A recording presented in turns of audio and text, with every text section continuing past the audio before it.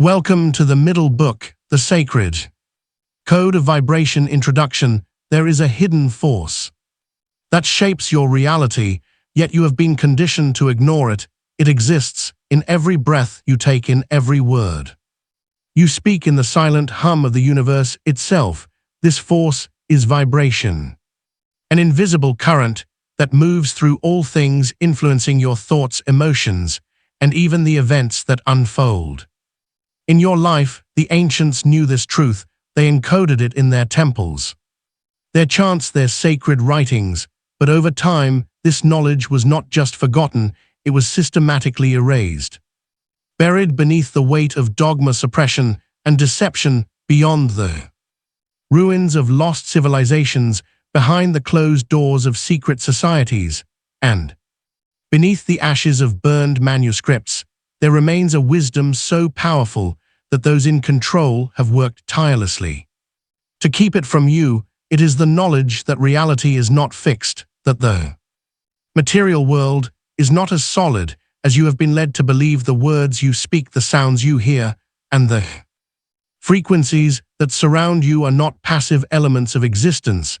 They are the architects of your destiny. From the vibrational hymns of the Vedic sages to the forbidden chants of persecuted mystics, from the harmonic structures of ancient Egyptian rituals to the secret tonal frequencies embedded in esoteric traditions, the world's hidden history is one of sound and resonance. Every religion, every sacred text, and every great spiritual tradition has whispered the same secret sound is creation. Vibration is power, and those who understand this can shape reality itself.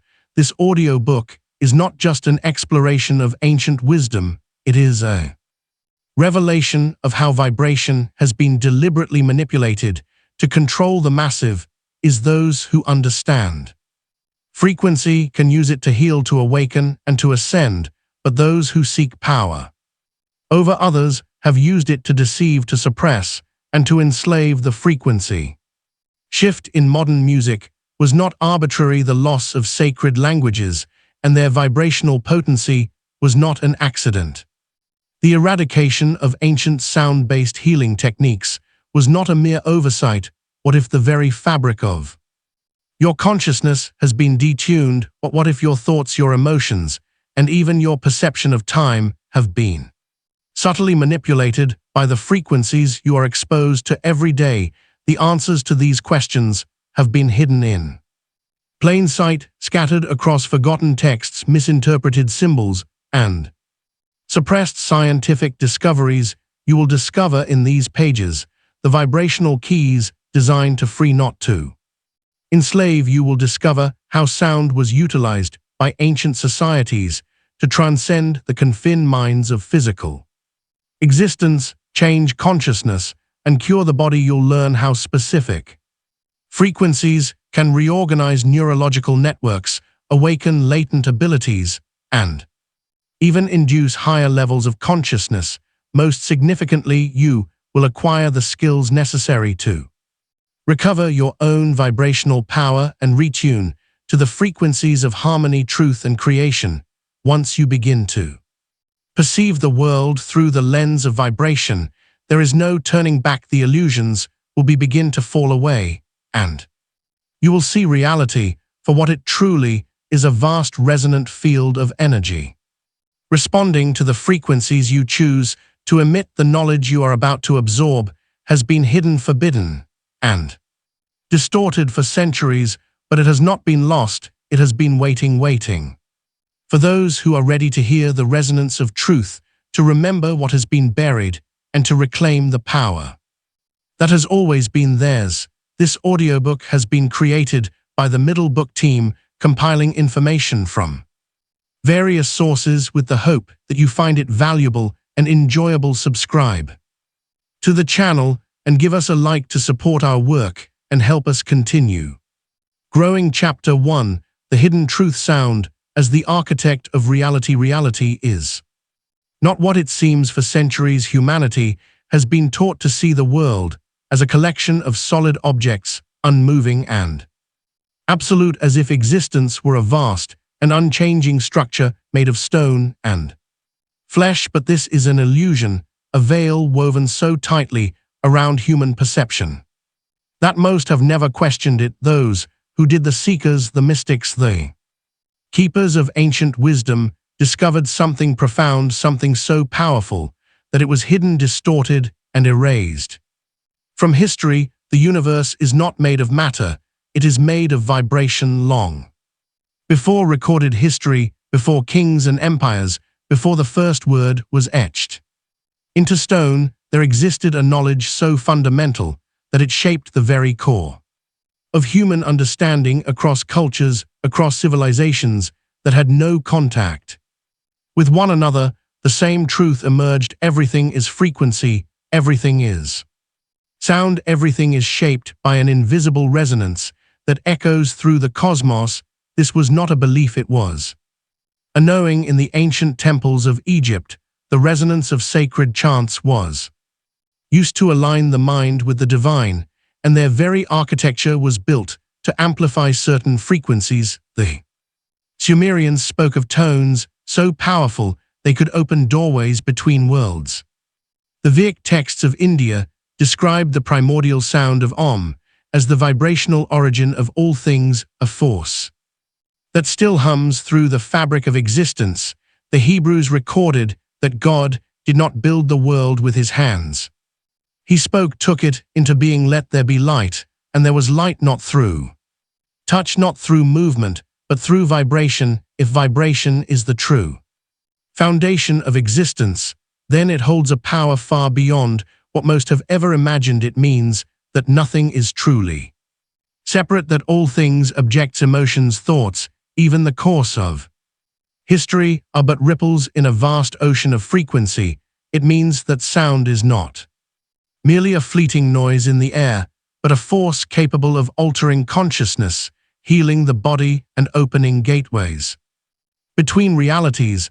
But if sound can create, then it can also destroy. Those who understood this, who grasped the immense potential of vibration, knew that it could be harnessed not only for enlightenment, but for control. And so, over the centuries, this knowledge was buried. The chants of the ancient initiates were outlawed, their temples were reduced to ruins, their scrolls and tablets burned in the fires of conquest. The sacred frequencies that once elevated human consciousness were replaced with dissonance.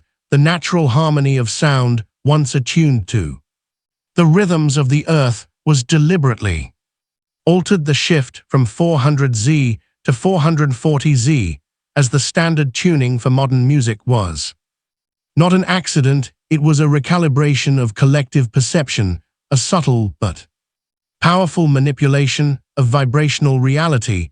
This was not merely the loss of a spiritual tradition, it was the suppression of a force that could free the mind, unlock hidden potentials, and dismantle illusions. Those who wielded power did not want a humanity that could resonate with its true essence. They wanted silence, yet the truth has never fully vanished. It lingers in the echoes of sacred mantras, in the harmonies of lost musical scales, in the deep wordless knowing that some still carry within them. It is found in the study of somatics, which reveals how sound shapes matter into intricate geometric patterns.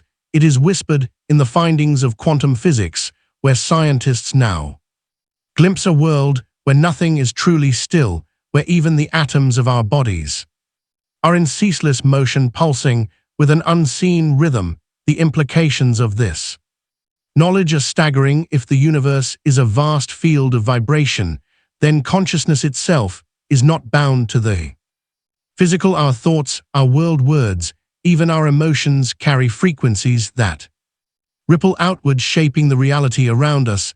Every whisper, every song, and every intention sets into motion a resonance that affects the field of existence. What does this mean for the individual? It means that you are not merely a passenger in the flow of reality, you are a conductor of frequency, a participant in the great symphony of existence.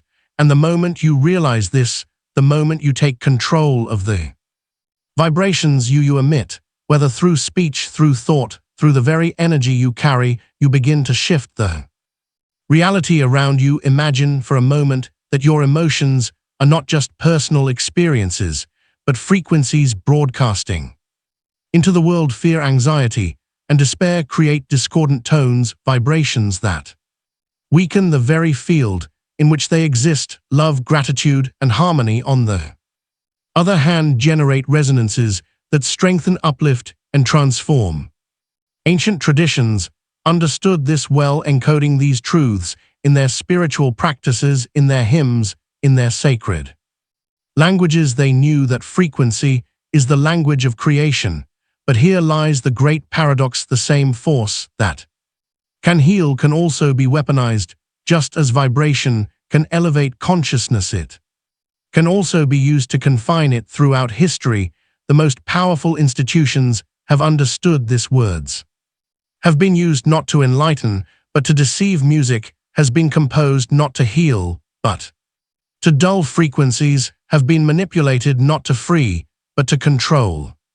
This book is not just about uncovering the past, it is an invitation to remember, to awaken, to reclaim the power of vibration, because if everything is frequency, then we are not merely observers of reality, we are its composers. What you hear, what you speak, what you think, these are not meaningless impulses, but the very notes that shape your existence.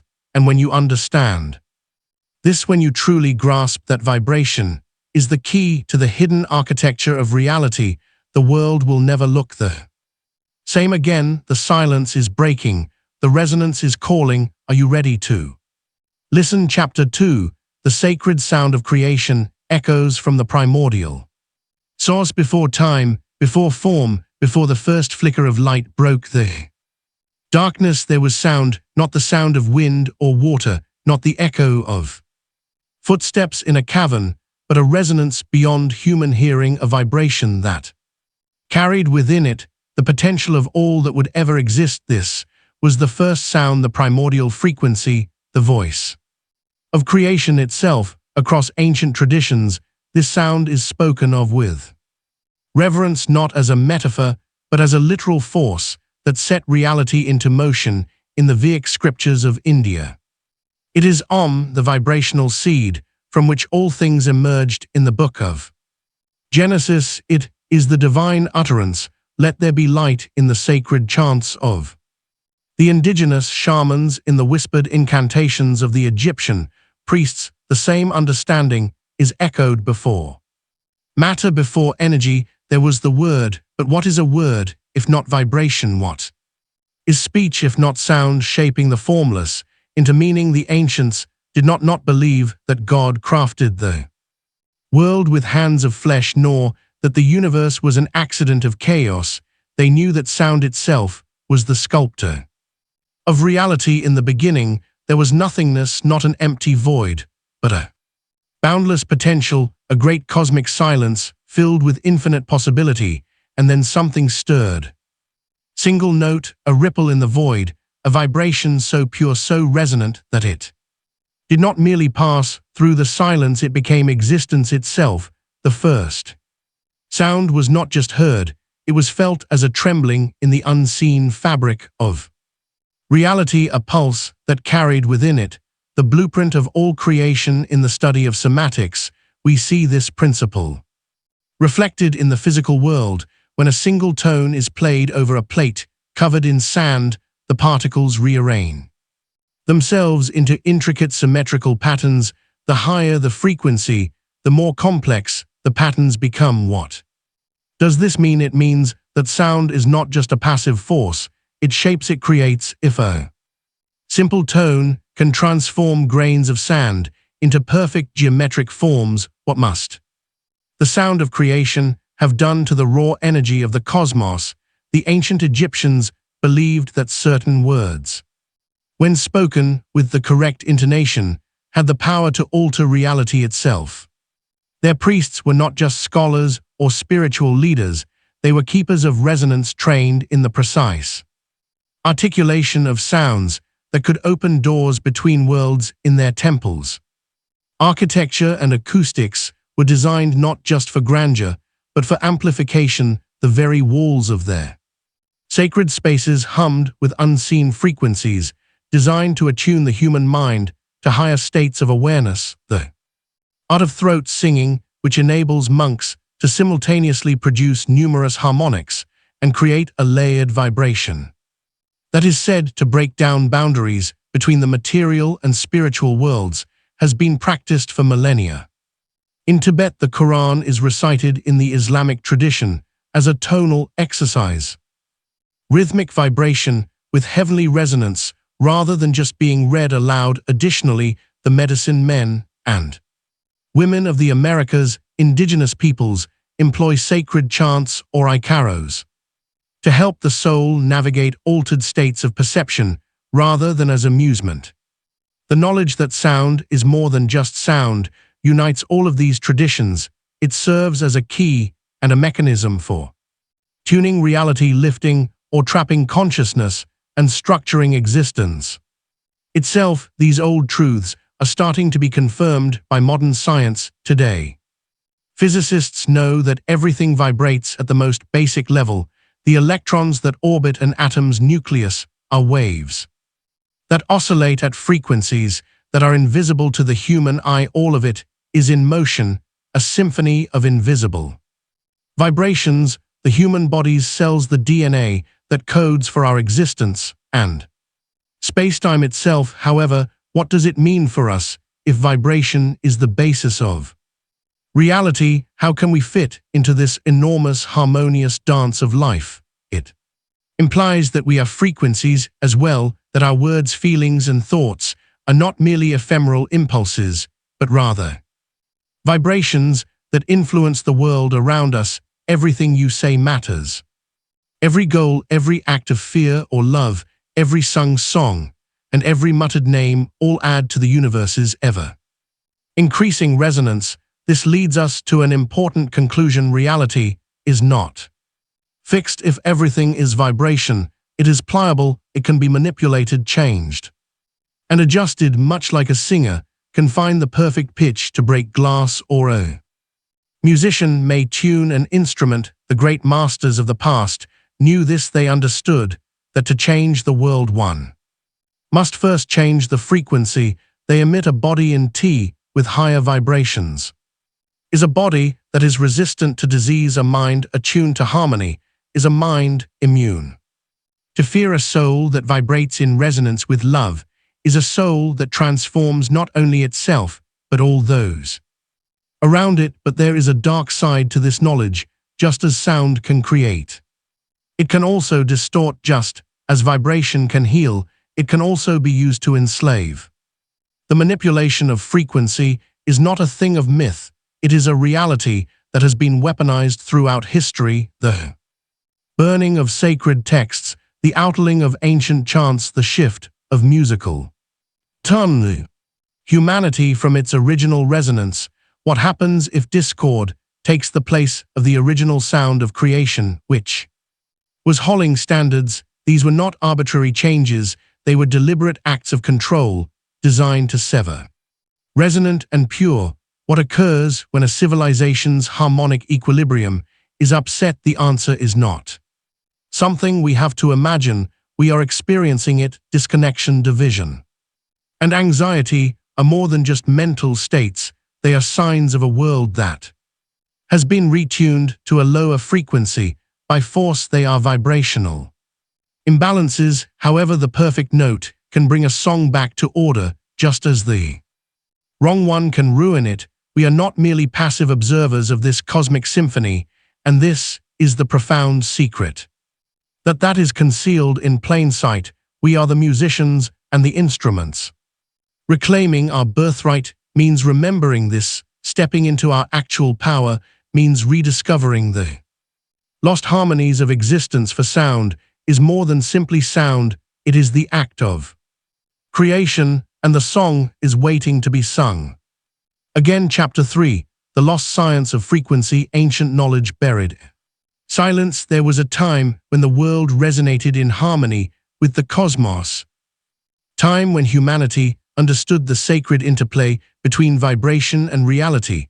when sound was not just an art or a form of expression, but a tool, a key that could unlock hidden dimensions, alter consciousness, and shape the very structure of existence. But this knowledge, once widespread and revered, was not allowed to endure somewhere in the course of history. It was deliberately erased across civilizations. The echoes of this lost science remain scattered in forgotten texts, whispered in secret rituals etched into stone by hands that understood truths that modern minds have yet to grasp, from the great pyramids of Egypt to the resonant chambers of Mayan temples, from the forbidden mantras of Tibetan monks to the hidden frequencies encoded in ancient musical scales. The evidence is overwhelming. The ancients knew something we have been made to get. The Egyptians believed that sound was the architect of matter. Their priests were not simply religious figures, they were initiates in the mysteries of resonance, trained to use vocal intonations to manipulate energy and influence the physical world. Inside the grand temples of Karak and Luxor, massive stone walls were positioned to amplify sound in ways that modern engineers still struggle to explain. Hieroglyphs describe the use of specific tonal frequency eans to levitate objects, an idea dismissed by mainstream archaeology, yet eerily supported by anomalous findings. Why do some of the heaviest blocks in ancient structures appear to have been moved with impossible precision, as if weightless? Could the lost science of frequency have played a role? Similar stories emerge from the distant past of Mesopotamia, where the Sumerians spoke of sacred tones that could summon divine forces. Their cuneiform tablets, some of the oldest written records known to humankind, reference a complex system of sound-based rituals used for healing, prophecy, and communication with higher realms. The priests of Babylon chanted in vibrational sequences that were said to shift perception, altering reality itself. In the Vedic traditions of India, sound is not just symbolic, it is the foundation of existence. The Sanskrit language itself was designed to be spoken in a way that aligns with the vibrational structure of the body and the universe. The ancient texts describe how specific chants and mantras generate energy fields, activating latent potential within the human mind. Even today, the practice of reciting Om is believed to synchronize the speaker's frequency with the primordial resonance of creation. But what if all of these traditions were not simply myths or spiritual practices?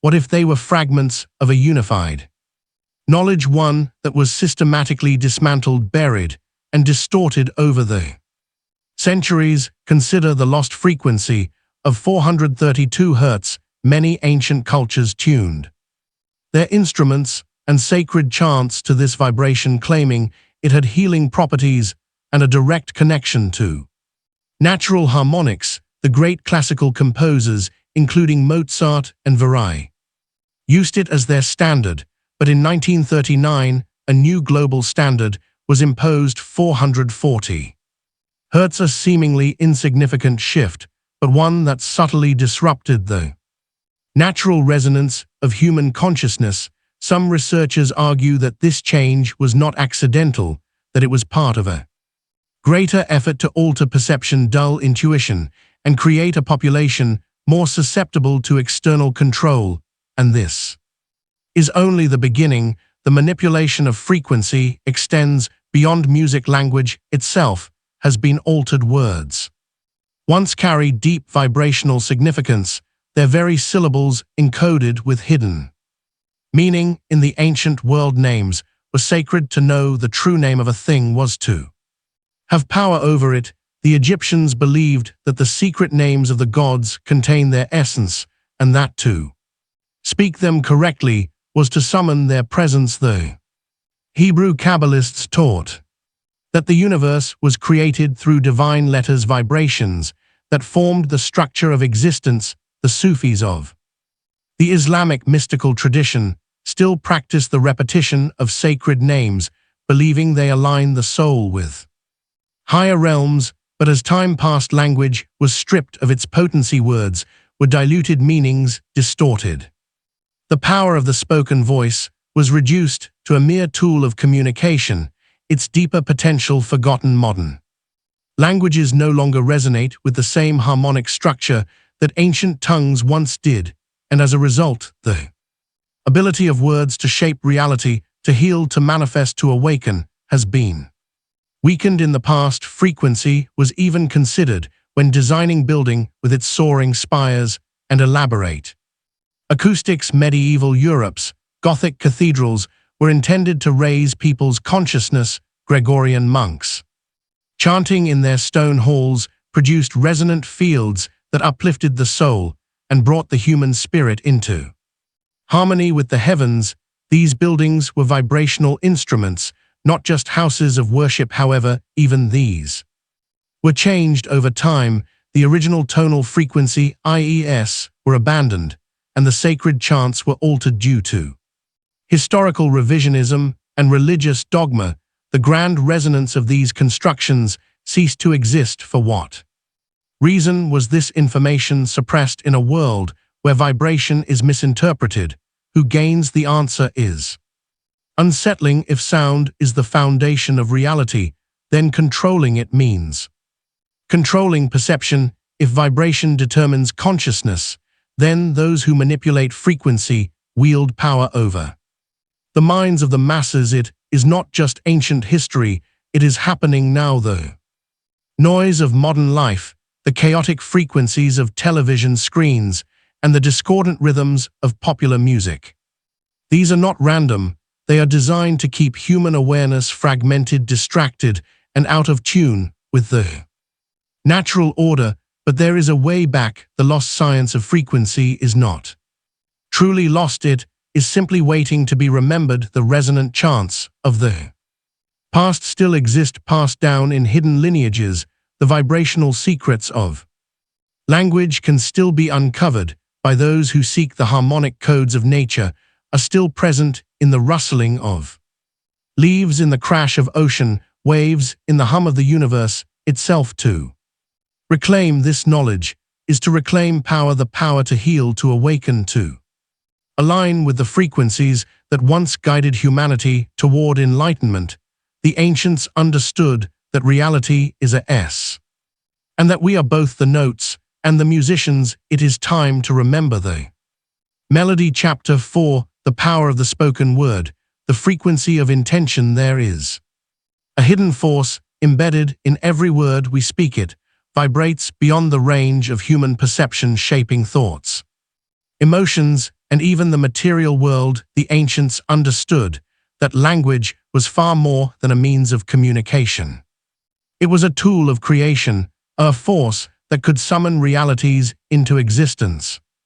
Today, this knowledge has been buried beneath layers of skepticism and forgetfulness, yet its power remains undiminished. What if words were not simply symbols assigned to meaning, but rather vessels of energy, carriers of frequency capable of altering consciousness? What if the very act of speaking could influence the vibrational field around us, molding events, emotions, and even physical matter in ways science is only beginning to understand? Sacred cultures have honored the spoken word throughout history. To the Egyptians, giving anything a name was equivalent to giving it life. In order to invite heavenly presence, the temple priests were trained in the skill of precise vocalization, reciting sacred syllables with the right resonance.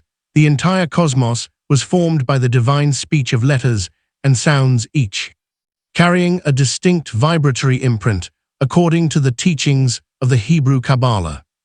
The 72 names of God, known as the lost art of the Shema Mephurash, were thought to be so potent that only those who were initiated could utter them without repercussion. The Bible too holds echoes of this knowledge. In the beginning was the Word, and the Word was with God, and the Word was God. This is not a poetic metaphor, it is a direct statement of truth that language, sound, and vibration are the architects of reality. In Genesis, creation does not occur through physical construction, but through command let there be light, and light emerges.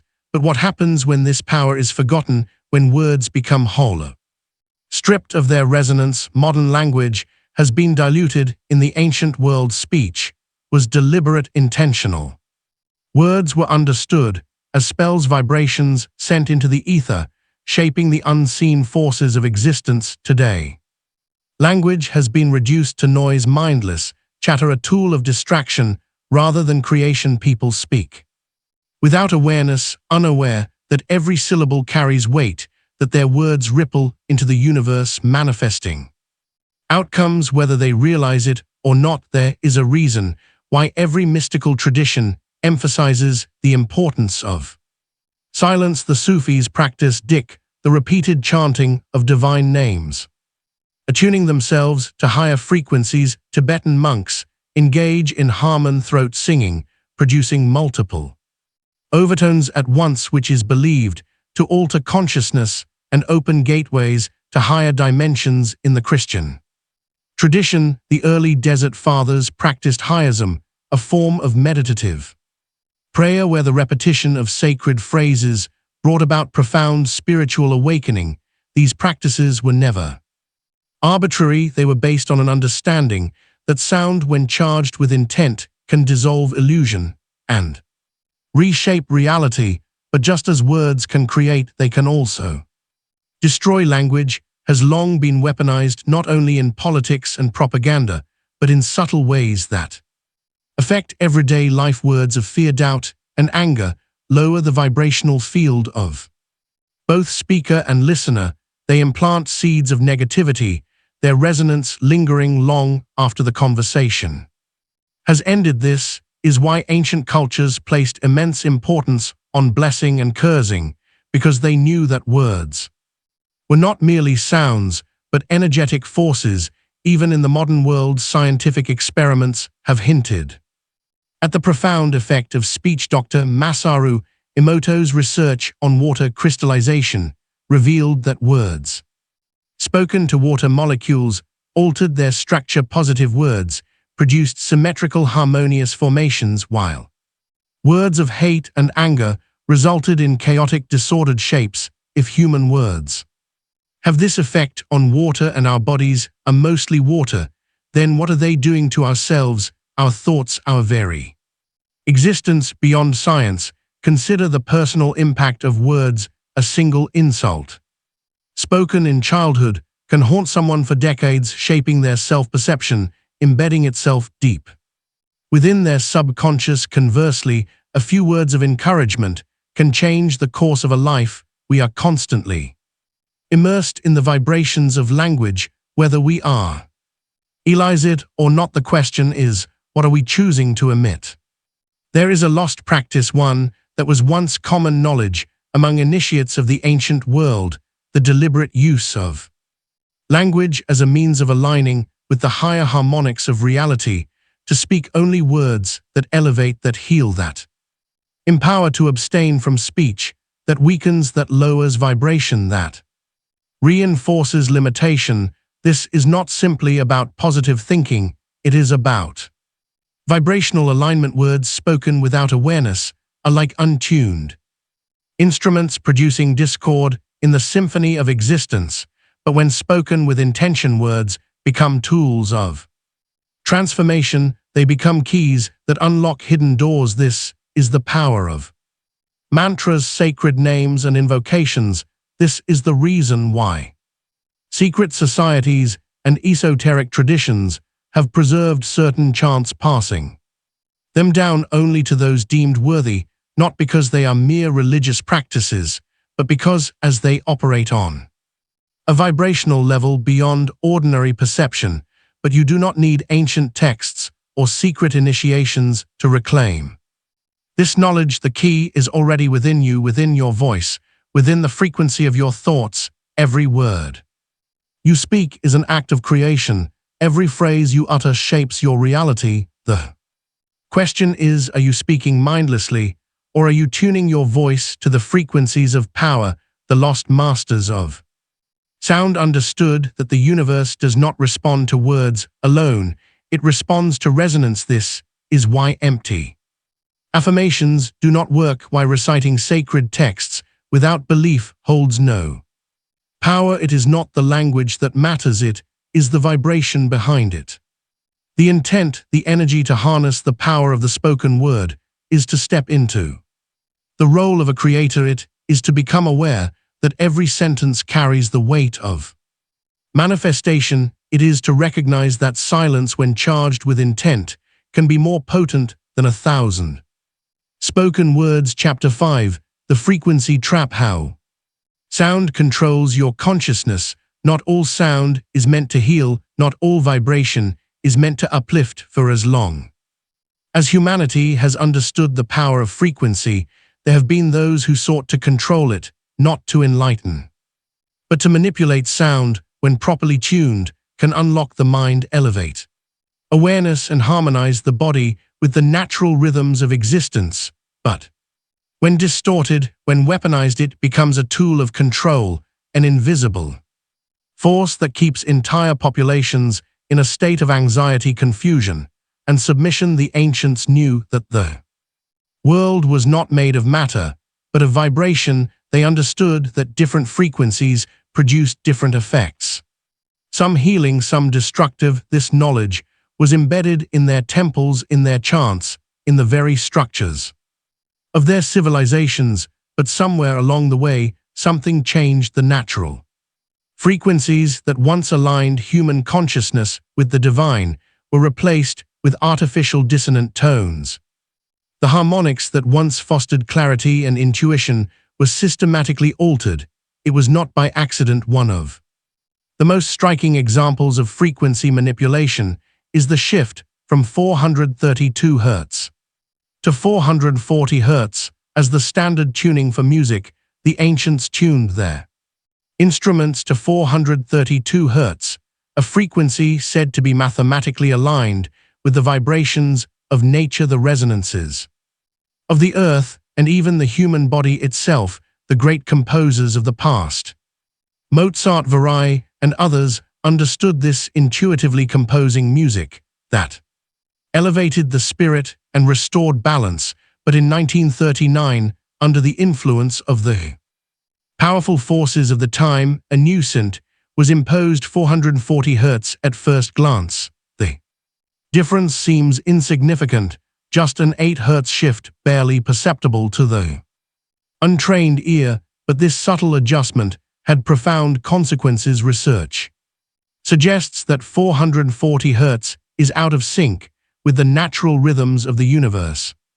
It creates tension, agitation, and disharmony within the human body. It resonates in a way that induces a mild but constant stress response, an underlying sense of unease that keeps the nervous system in a state of low-grade distress. It is not an overt weapon. It does not deafen but it influences perception, mood, and mental clarity in ways most people never even notice. If this change was simply an aesthetic choice, then why was it enforced so aggressively? Why did organizations across the world push for this new standard despite widespread resistance from musicians and scholars? Who benefits from a world where music no longer soothes, but subtly disturbs, and music is only one part of the equation? The manipulation of sound extends far beyond tuning frequencies. It is embedded in the language we use, in the rhythms of modern speech, and in the constant bombardment of chaotic noise that fills our daily lives. The relentless chatter of news cycles, the jarring advertisements, the synthetic beats of popular music, all of it is carefully designed to keep the human mind in a state of distraction, unable to settle into deeper states of awareness. Even the words we speak have been altered. Language, in its original form, was sacred, a vibrational tool meant to align consciousness with higher frequencies. The incantations of the Egyptians, the prayers of the early mystics, the carefully measured tones of the Gregorian chants, these were not mere traditions, they were technologies of sound. But over centuries, words have been stripped of their potency. Modern languages have lost their harmonic structure. the way we speak today is hurried, disjointed, and devoid of the resonance it once held. There is a reason why ancient mantras and sacred words have survived in hidden traditions. The repetition of Om, the intonation of Hebrew and Arabic prayers, the secretive chants of the shamans, all of these maintain a vibrational purity that modern speech has lost. It is not just about meaning, it is about frequency. And then there is the role of sound in mass control. Drumming has been used in warfare for centuries, not just to communicate orders, but to entrain the minds of soldiers, pushing them into states of heightened aggression or fearless obedience. The Nazis, infamous for their psychological manipulation, understood this principle well. Joseph Gerel, the mastermind of propaganda, was deeply interested in the effects of sound and rhythm on human behavior.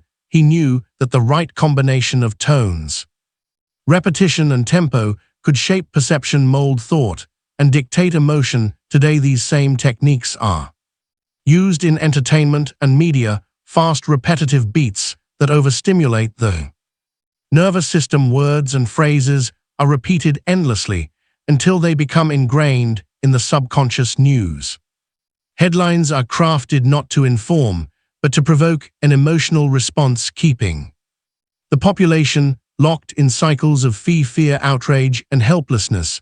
But why? Because a mind that is constantly bombarded with chaotic frequencies cannot think clearly. A person who is surrounded by dissonance cannot find inner harmony. A society that is out of tune with itself is easy to control when people are disconnected from the natural frequencies that once guided them.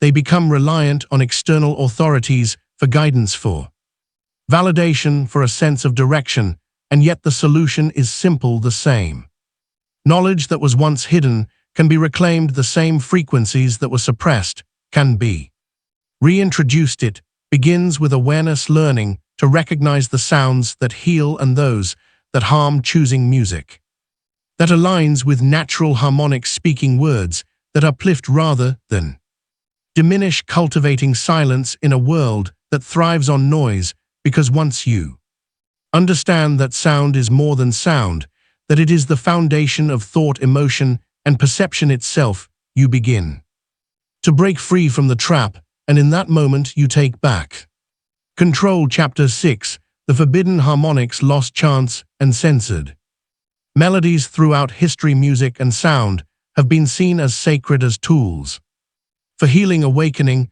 and even altering reality itself. But what happens when this power is stripped away? When melodies designed to elevate the human spirit are erased, distorted, or replaced with discordant frequencies?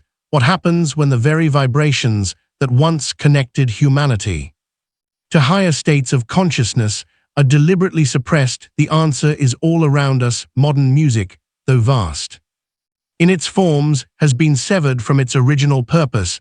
The melodies that once healed, the chants that once aligned the body with the cosmos, the harmonics that once elevated consciousness, many of these have been lost or deliberately buried. The ancients understood something we have forgotten: not all sound is created equal. Some frequencies bring balance and restoration, while others create chaos and confusion. The world we live in today is filled with the latter. The suppression of sacred sounds did not happen overnight. It was a slow and systematic process, one that began centuries ago and continues today. In the medieval era, the Catholic Church exerted immense control over spiritual music, regulating which tones and harmonies could be used in worship. Certain scales and intervals were banned outright, labeled as diaboles in musica, the devil in music, because they evoked intense emotional or mystical states that could not be easily controlled. The trone, particular interval known for its unsettling yet powerful resonance, was one of these. Its natural ability to create tension and expansion was feared, so it was silenced. But even before this, the true power of sound was hidden behind the closed doors of mystery schools and secret societies. the Egyptian priesthood, the Kabbalists, the Sumerian scholars. These groups understood that sound could be used as a gateway to altered states of being there. Chants were not just religious expressions, they were vibrational codes, keys to unlocking the deeper dimensions of reality. The ancient mantras of India, the sacred tones of Tibetan monks, the hypnotic rhythms of indigenous shamans, these were not mere cultural practices, but technologies of the spirit. And yet, where are these sounds today, though? Destruction of temples and the rewriting of history have resulted in the loss of many. Others have been purposefully misrepresented. For instance, the discordant 440 Hz norm that pervades modern music was not always used for tuning musical instruments, as previously mentioned. For 432 Hz was the frequency that ancient societies tuned their instruments to, because it was in sync with the Earth's inherent cycles, the Schumann resonance, and even the vibrational structure of water molecules. However, what occurs if the global frequency is changed even by a small amount, a few hertz? The outcome is substantial but subtle. It throws off the balance between music and the human body, the natural world and the mind are no longer in perfect harmony. Most people are not aware of the methods in which anxiety and discord develop. Generations have been impacted by the seemingly insignificant change from 432 Hz to 440 Hz. Sound has been used to stifle human potential in ways other than this shift in musical frequency. Think about the disappearance of the Sufio frequencies, a historic scale that was utilized in holy hymns and Gregorian chanting. It was claimed that certain frequencies, 396 Hz, 417 Hz, 528 Hz, and others facilitated divine connection, healing, and transformation. The most well-known of them, 528 Hz, is sometimes referred to as the love frequency or the miracle frequency, because it is thought to balance the body and repair DNA. Why then was this musical scale abandoned? Historical records suggest that the shift away from these frequencies was not a natural evolution, but a deliberate erasure. The Gregorian chants, once sung to invoke deep meditative and mystical states, were gradually altered. Their mathematical and vibrational purity was compromised. The same happened with ancient tribal drumming traditions, which were often outlawed by colonizers who feared the ecstatic and trance-inducing effects of rhythmic entrainment. Even the hypnotic chants of the sways, the whirling dervishes who spun into altered states of awareness, were suppressed in various regions. The message was clear: sound could be dangerous in the wrong hands or the right ones. But why would certain powerful institutions seek to control something as seemingly harmless as music? The answer lies in sound's ability to influence consciousness. When people listen to frequencies that elevate their awareness, they begin to think differently. They become more intuitive, more centered, and more resistant to manipulation. They are harder to control. Veerly, when people are surrounded by dissonant, chaotic frequencies, whether in music, speech, or even the electromagnetic fields around them, they remain in a state of low-level anxiety, constantly seeking external validation, unable to hear their own inner guidance. The mind becomes more susceptible to suggestion, more eager to conform, more willing to accept without questioning. This is not a new concept. The role of sound in warfare propaganda and in psychological conditioning is well documented. Drumming was used to drive warriors into a trance-like state, increasing aggression and focus. Repetitive chant-like slogans have been employed in political movements and advertising to implant ideas into the subconscious. Frequencies beyond the range of human hearing have been studied for their effects on brain wave states, influencing everything from sleep patterns to emotional responses. But here is the most important truth of all: what has been lost can be reclaimed. The sacred sounds of the past still exist, they have survived. In fragments in the temples of Tibet, in the sacred texts of forgotten civilizations, and in the ceremonial music of indigenous tribes, the Saggio frequencies can still be accessed there. Effects rediscovered. The power of the human voice, when used with intention, remains one of the greatest tools for transformation. The question is not whether these frequencies exist, the question is whether we will remember how to use them. Imagine a world where sound is once again recognized as a healing force, where music is composed not for profit, but for alignment, where words are spoken with awareness of their vibrational impact, where silence is embraced as a sacred space between sounds, a place where the mind can rest, recalibrate, and reconnect with its true resonance. This is not a fantasy, it is a return to something that was once known. The lost harmonics are not gone forever, they are waiting like echoes in the fabric of time for those who will listen. Chapter 7: The Resonance of Reality, How Vibration Shapes the World Around You. Whether material or energetic, visible or unseen, everything is in motion and vibrating at a certain frequency. The complete consequences of vibrational resonance have only recently started to become clear, despite the fact that both contemporary scientists and ancient mystics have attempted to comprehend this fundamental reality. Everything is controlled by frequency, from the smallest subatomic particle to the enormous cosmic structures that cover the entire universe. This idea holds true for ideas, feelings, and even human awareness itself. In addition to physical substance, the idea that reality is shaped by vibration is not new. Ancient civilizations, from the Egyptians to the Hindus to the indigenous cultures of the Americas, understood that sound and resonance were more than just sensory experiences.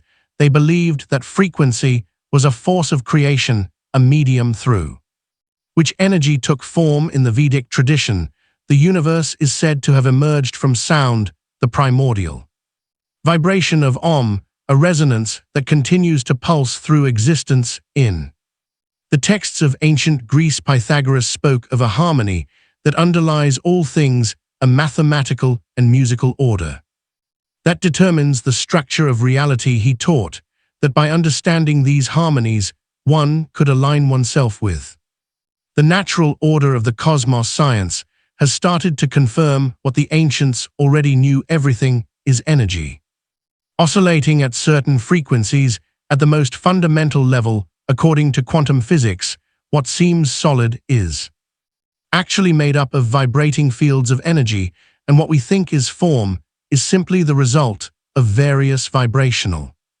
patterns interacting with each other. Matter is fluid rather than fixed, responding to the subtle forces of resonance.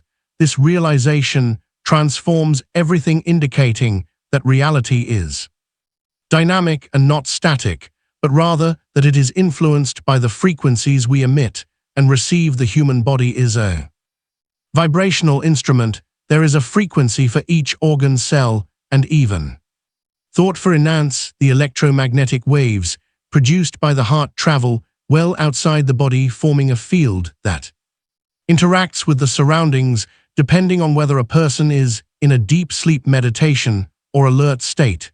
The brain also functions at various vibrational states, changing frequencies. Additionally, emotions have frequencies.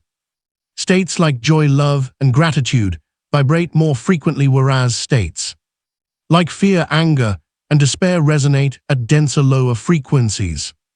A person's inner state causes the field of energy that surrounds and emanates from them to change constantly. The secret to understanding why some individuals, locations, or circumstances seem uplifting while others feel draining is resonance. Humans resonate with the frequencies they are exposed to. Much like a tuning fork will induce another tuning fork of the same frequency to vibrate in harmony.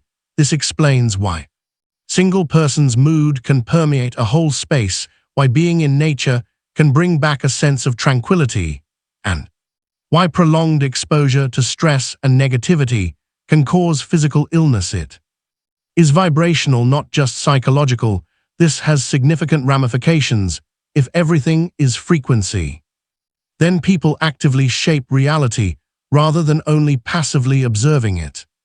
The vibrating field that affects personal experience is influenced by the energy one carries, the thoughts one develops, and the emotions one fosters. This is about attunement, about deliberately selecting frequencies that are in harmony rather than disharmony. It is not just about positive thinking in the shallow sense. The significance of increasing one's vibration is emphasized in many of the great spiritual teachings from many civilizations. The goal of techniques like breathwork, chanting, meditation, and prayer is to change internal frequencies so that the body and mind are in harmony with the higher harmonics of life. Another important factor in this process is music. Brain wave activity, emotional moods, and even physiological reactions are influenced by various musical scales and tonal frameworks. A long-standing understanding that some tones have the power to alter, heal, and raise consciousness is indicated by the renewed interest in Sufio frequencies, which were originally employed in Gregorian chants. Beyond the individual, the principle of resonance applies to the collective as well. Societies, cultures, and even entire civilizations carry vibrational signatures. When large groups of people operate at a frequency of fear, division, or conflict, it creates a resonance that reinforces those states. Conversely, when communities cultivate frequencies of unity, cooperation, and higher awareness, the collective energy shifts. This is why mass meditations, prayer gatherings, and large-scale expressions of love and solidarity have measurable effects on the surrounding environment. Studies have shown that when large groups meditate or focus on peace, crime rates drop, violence decreases, and social harmony increases. The power of collective resonance is undeniable. If everything is vibration, then the task of each individual is to become aware of the frequencies they engage with and emit. This requires a deep level of mindfulness and attunement to the subtle energies that shape experience. It means choosing environments that nourish rather than deplete, surrounding oneself with sounds, words, and energies that elevate rather than diminish. It means taking responsibility for one's own resonance, knowing that every thought, every word, and every emotion contributes to the symphony of existence. The world is filled with noise, both literal and energetic, and many have become so accustomed to dissonance that they no longer recognize it. They live in a constant state of vibrational distortion, disconnected from their natural rhythm, unaware that their reality is being shaped by frequencies beyond their conscious perception. But for those who begin to listen, who begin to feel the subtle interplay of vibrations within and around them, a new world opens up. It is a world where reality is not something that happens to them, but something they actively co-create. In the end, the resonance of reality is a reflection of the frequencies that are sustained, amplified, and nurtured. The universe is not separate from human experience. It is responding in every moment to the vibrations that are emitted. This is not mysticism, it is physics, it is energy, it is the unseen fabric that connects all things, the great secret, the truth that has been known by sages, scientists, and seekers throughout time is that frequency is the foundation of reality, and once this is understood, once one truly grasps that everything is vibration, the question is no longer whether one is affected by frequency, but how one chooses to use it. Chapter 8: The Hidden Language of Sound. Unlocking the secrets of vibrational communication. Sound is more than just an auditory sensation. It is a force that carries meaning beyond words, shaping emotions, thoughts, and even the unseen dimensions of reality. While Language is often seen as the primary means of communication. It is only a surface-level expression of a much deeper vibrational exchange that takes place between all things. Every sound, every tone, and every frequency contains encoded information that influences both the physical and energetic worlds, often in ways that go unnoticed. Early people used sounds, tones, and rhythms to communicate long before there was such a thing as structured language. A succession of vocalized vibrations, a simple hum, or a steady heartbeat might convey feelings and intents that words could not. According to their wisdom, indigenous societies have always understood this. The tonal languages of some ancient civilizations, the chants of monks, and the songs of shamans all reveal a truth that has been largely forgotten. Sound is a medium for carrying energy as well as ideas. There are countless examples of how sound operates as a hidden language, influencing both the mind and body without the need for verbal articulation. The sound of a baby's cry triggers an instinctive response. In a mother, a deep emotional pull that transcends logic.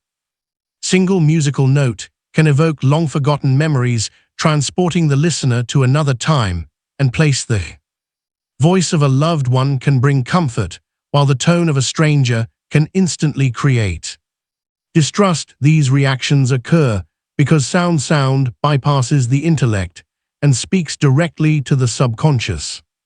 Different frequencies and tones have physiological effects on the human body, according to scientific research. While some noises create stress or anxiety, others provide calm. Quantifiable soothing effects on the nervous system can be found in the rhythmic purring of a cat, the soft crashing of ocean waves, or the whisper of wind through the trees. However, even if the listener is not aware of it, stress reactions can be triggered by discordant noise, abrupt sounds, and unusual frequencies. This explains why some settings seem friendly and serene, while others are hectic and overpowering. The vibratory mirror that surrounds them is more important than what the conscious mind perceives or hears. Human connections and interactions also heavily rely on the hidden language of sound. A word's pronunciation has just as much meaning as the actual word. When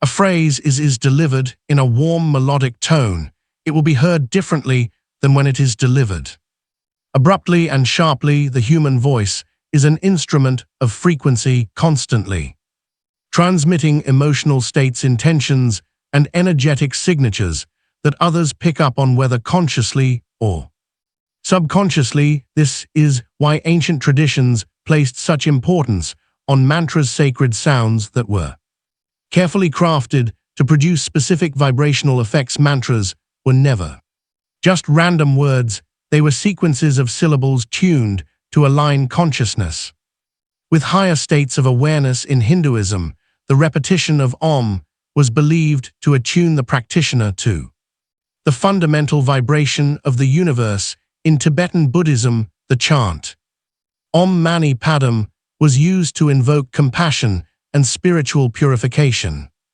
Even in the Christian tradition, the use of repetitive prayers and sacred hymns was designed to create resonance between the individual and the divine. Beyond spiritual practices, sound has also been used as a means of energetic influence. Certain frequencies have been used to manipulate, control, and direct human consciousness without individuals even realizing it.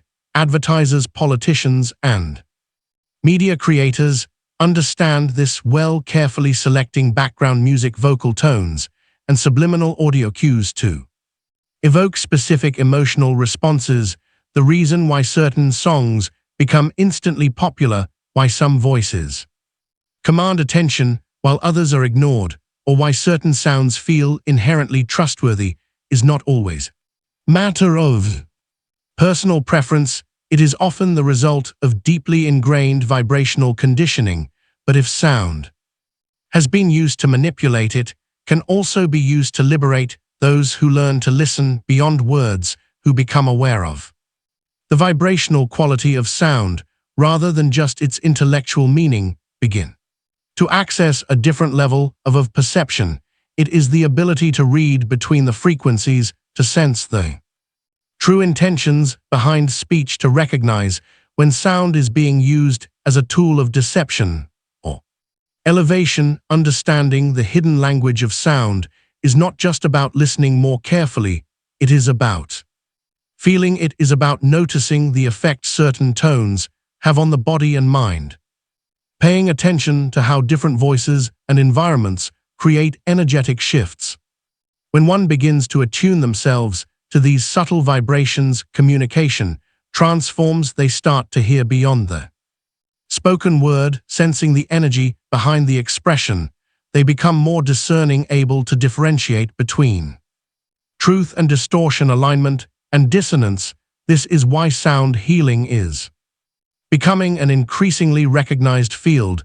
The use of Tibetan singing bows, tuning forks, and harmonic frequencies is not just about relaxation, it is about restoring vibrational coherence to the body and mind. If an instrument can be tuned to produce the right harmonics, so too can the human system. Through intentional sound practices, individuals can recalibrate their own frequencies, releasing emotional blockages and attuning themselves to higher states of awareness. Being able to intentionally interact with sound is more crucial than ever in a world full with noise, both real and imagined. One can easily get desensitized, lose themselves in pointless conversation, and allow the frequencies of the outside world to control their inner state. However, sound becomes an instrument for waking. When it is employed with mindfulness, it turns into a means of achieving a closer bond with the world and oneself. The knowledge that everything, even stillness, has a frequency is at the heart of this insight. As significant as the sounds themselves are the pauses that separate them. Life itself is a balance between energy and silence, much like music, which depends on quiet times to provide rhythm and meaning. People who adopt this equilibrium and develop the ability to hear beyond the obvious start to perceive the world in a new way. They understand that sound is integrated into the very fabric of reality and is not merely an external phenomenon. A language of resonance and vibration, older than words, is being used by the universe. When one learns to listen, they will discover that the answers they are looking for have always been there, concealed in the whispers, echoes, and quiet breaks between sounds. Whether or if one is genuinely aware of the frequencies influencing their life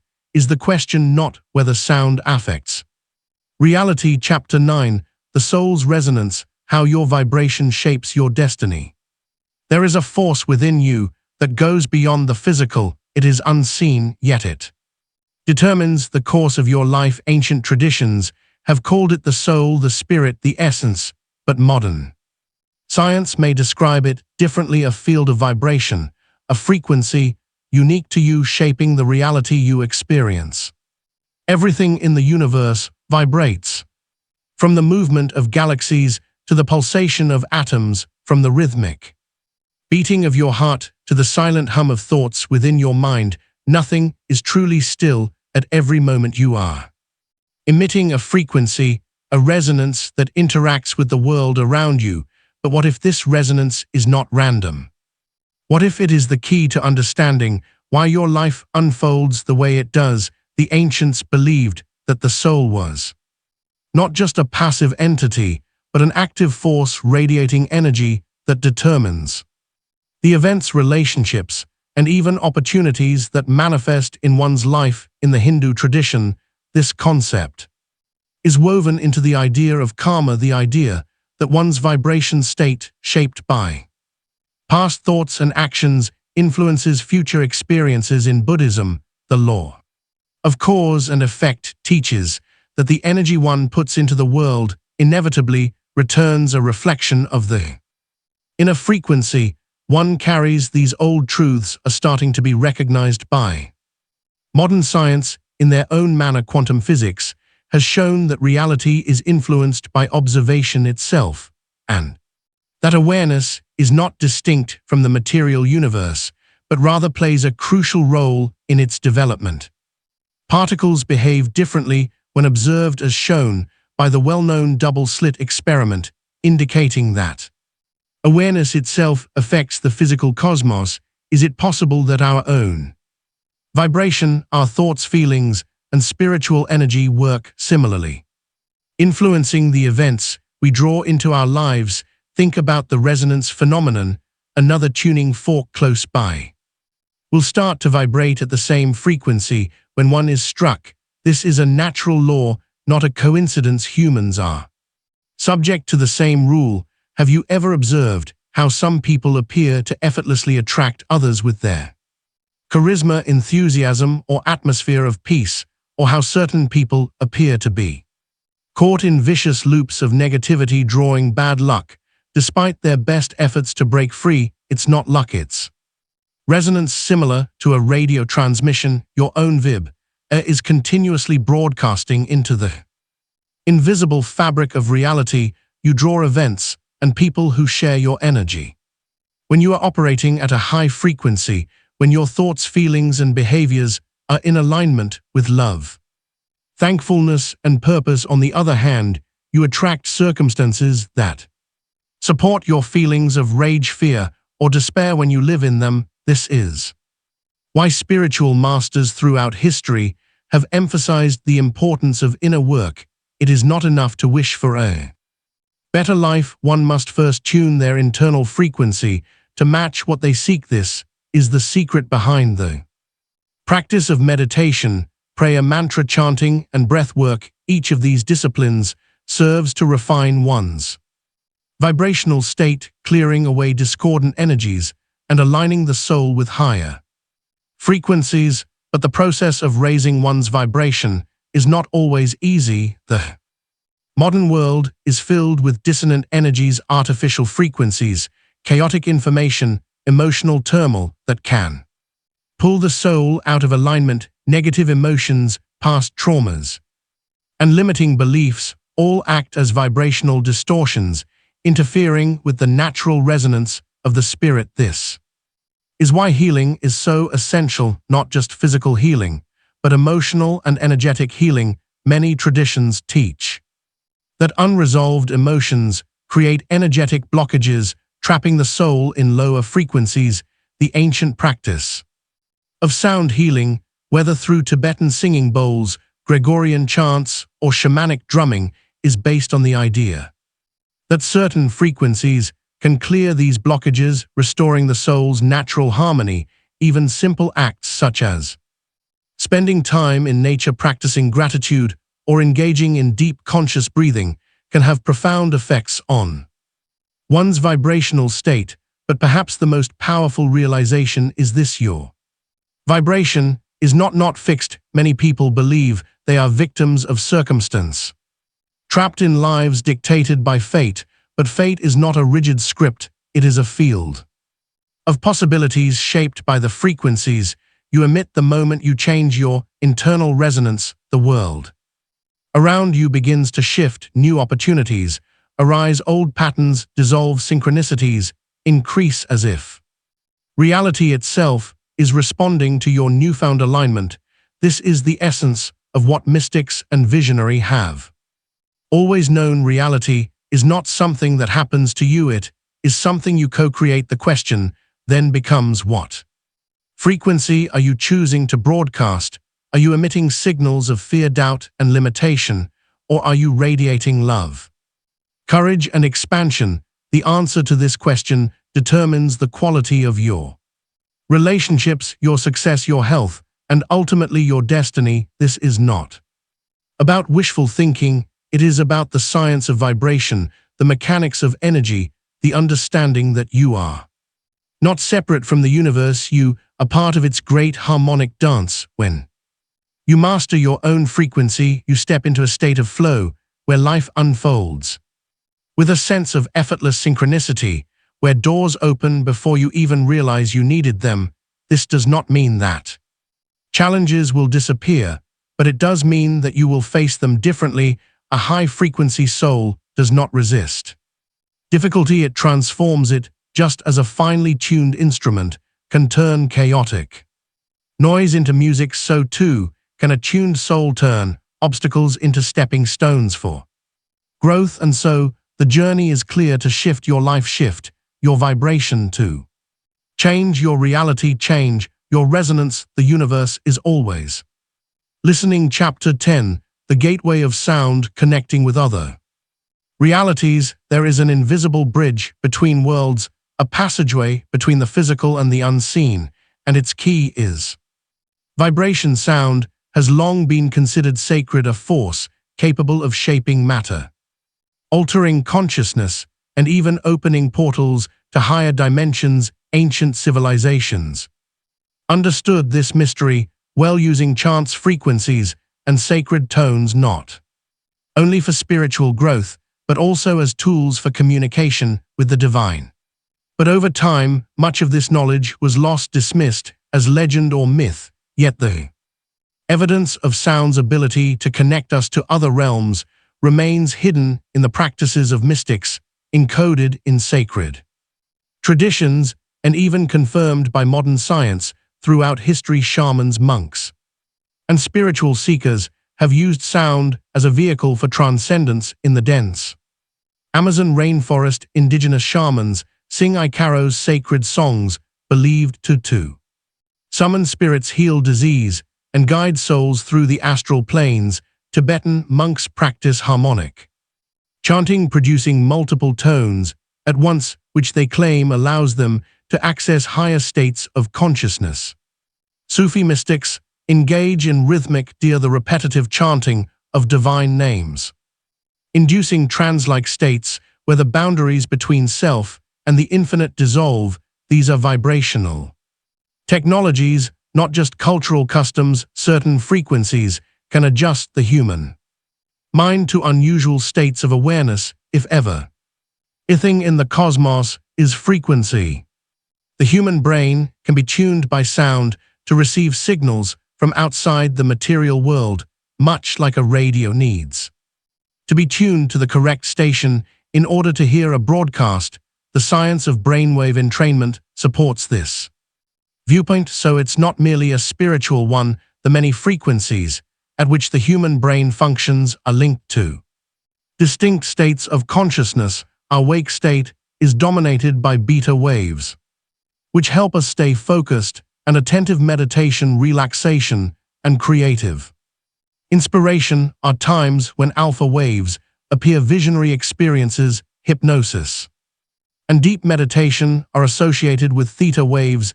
Deep sleep and unconsciousness are associated with delta waves. Sound can guide the brain into these states. Studies have shown that binaural beats, two slightly different frequencies played in each ear, can shift brain wave activity, leading to altered states of awareness. Similarly, drumming at a steady rhythm of 4 to 7 beats per second has been found to synchronize the brain with theta waves, a phenomenon long known to indigenous shamans who use drumming to enter trance states. But what lies beyond these altered states?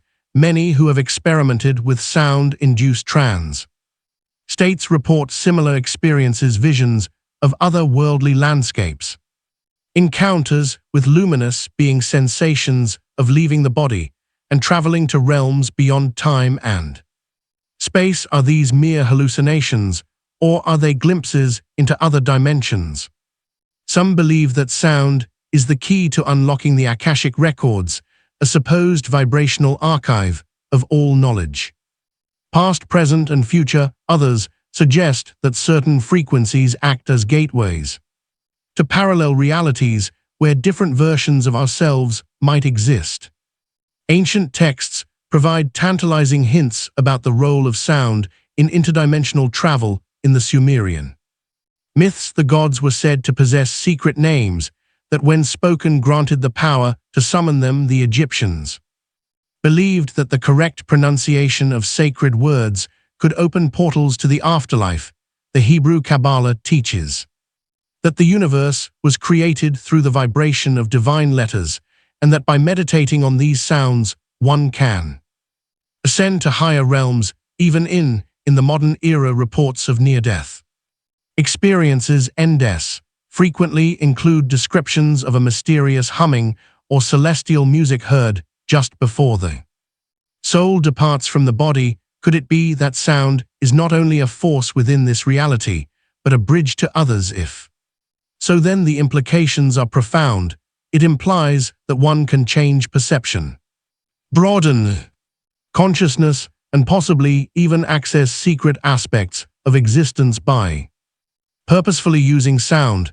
It implies that the straightforward yet deep act of tuning into the appropriate frequency is the key to unlocking mystical experiences rather than using drugs or complex rituals.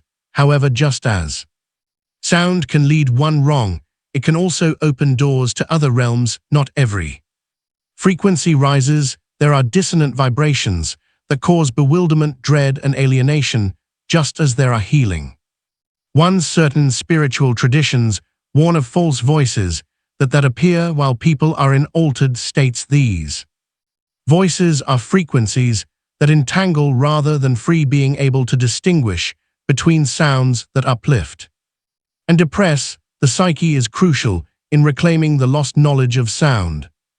We begin to remember that reality is not fixed, it is fluid, responsive to vibration. The walls between worlds are not as solid as they seem, and so the question remains, if sound is a gateway, where do you wish to go? Do you seek alignment with the sacred harmonies of the cosmos? Do you wish to access the hidden knowledge that sound has preserved through the ages? Or do you simply wish to hear the silence beyond sound, the great stillness from which all vibration emerges? Chapter 11. The Death Frequency. The vibrational transition of the soul. Death is not the end, it is a shift. Movement from one state of vibration to another across cultures and traditions. There has always been an understanding that life does not simply cease upon physical death, it transforms, dissolving into another frequency, another dimension of existence. The body may be still, but the energy that animated it, the consciousness that experienced reality, continues. The question is, where does it go? For thousands of years, spiritual traditions have sought to answer this mystery. The Egyptians believed that at the moment of death, the soul traveled through the Datat, the underworld, where it was weighed against the feather of Matat. If its frequency was light, harmonious, and pure, it ascended to the afterlife. If it was burdened by heavy disharmonic energy, it remained trapped in lower realms. In Tibetan Buddhism, the Bardo Thodol, known in the West as the Tibetan Book of the Dead, describes a similar process. The soul moves through different vibrational states after death, guided by sacred sounds, eventually reaching rebirth or liberation. But what if these ancient teachings were not just symbolic? What if they contained a literal truth, that the moment of death is determined by frequency, and that where the soul travels is based on its vibrational state? Science is beginning to hint at this reality. The study of near-death experiences (NDES) has revealed intriguing patterns. Many who have been clinically dead for short periods and then revived describe hearing sounds, celestial music, harmonic tones, or an all-encompassing hum. Some report sensations of rising into a state of light, a feeling of expansion, as if their consciousness is being tuned to a new frequency. Others, however, describe chaotic noise, a discordant vibration, feeling of being trapped.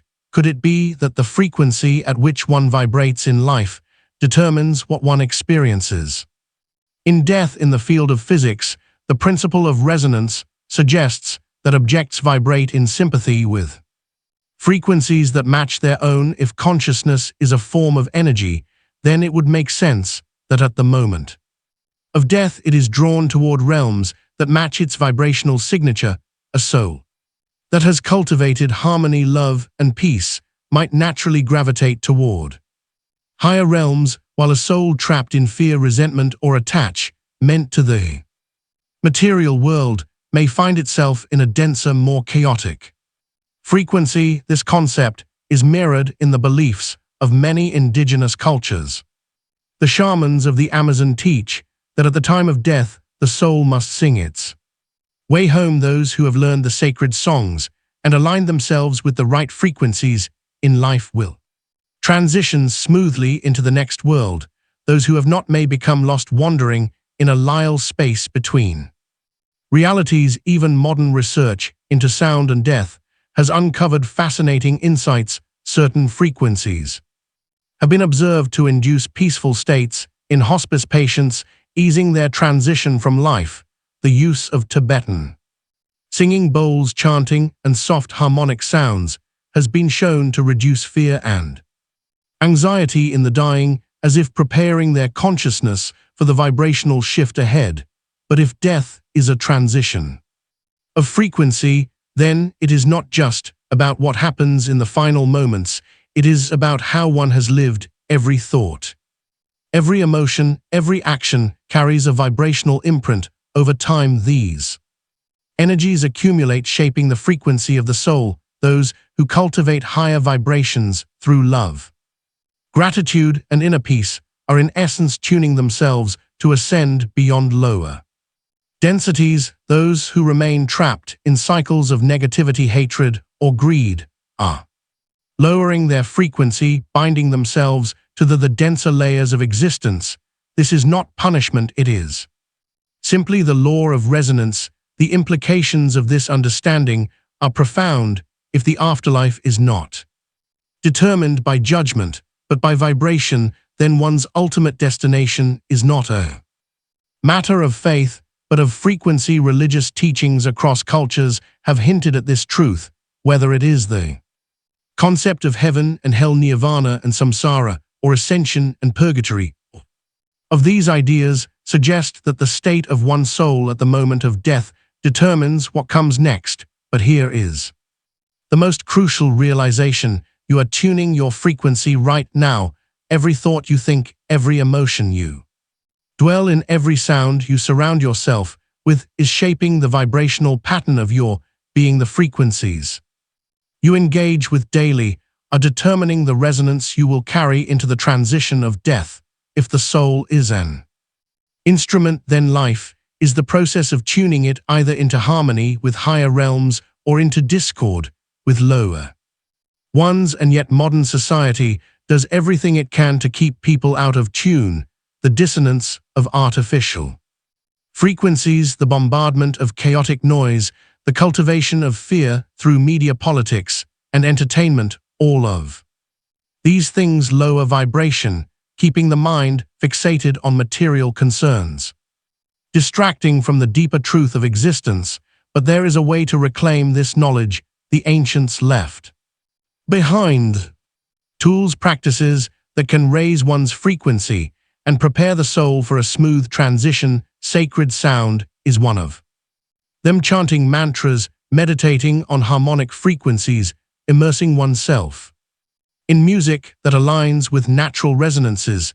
These are ways to refine one's vibration. Even the act of conscious breathing, of silence, of deep introspection can shift the soul into a higher state. But the most powerful frequency of all is love. Love, in its purest form, is the highest vibration known. It is the resonance of creation itself. Those who cultivate love, who live with compassion, who forgive, who let go of resentment, these people are raising their vibrational field in ways that cannot be measured by science, but that are deeply understood by the soul. In the end, death is not an end, it is a transition, a shift from one frequency to another. Where one goes after this life is not a matter of chance, nor is it dictated by external forces. It is determined by the resonance of the soul. The final moments of life do not define the journey ahead, rather they reveal the vibrational state that has been cultivated throughout a lifetime.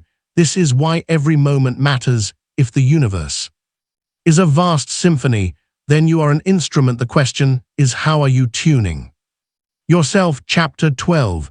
The music of the spheres, the universal symphony across The age's scientists, philosophers, and mystics have discussed a vast cosmic symphony that unites everything in the universe. The Greeks referred to it as musica universalis, or the music of the spheres, because they thought that the motions of the planets and stars produced melodies that, although imperceptible to the human ear, had a significant impact on life on Earth.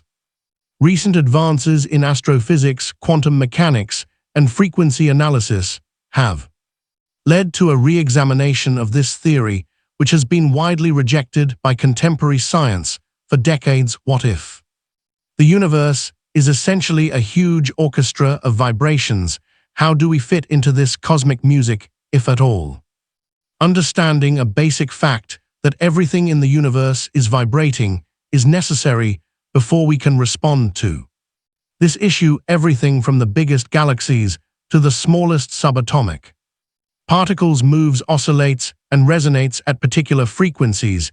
The things we think of as solid are actually just energy fields vibrating so quickly that they give the impression of being palpable. The cells that keep us alive, the atoms that make up our bodies, and even the ideas we have are all examples of patterns of frequency. Though it may sound poetic, new scientific research indicates that the idea that music is produced by the universe itself is actually extremely literal. NASA has converted electromagnetic waves into auditory frequencies and recorded them from planets, stars, and even black holes. Space is far from quiet, as evidenced by the deep hum of Saturn's rings, the spooky, otherworldly tones of Jupiter's magnetic field, and the enigmatic pulses of far-off quasar. Instead, it is a cosmic symphony playing on an unfathomable scale, a wide resonant field of music.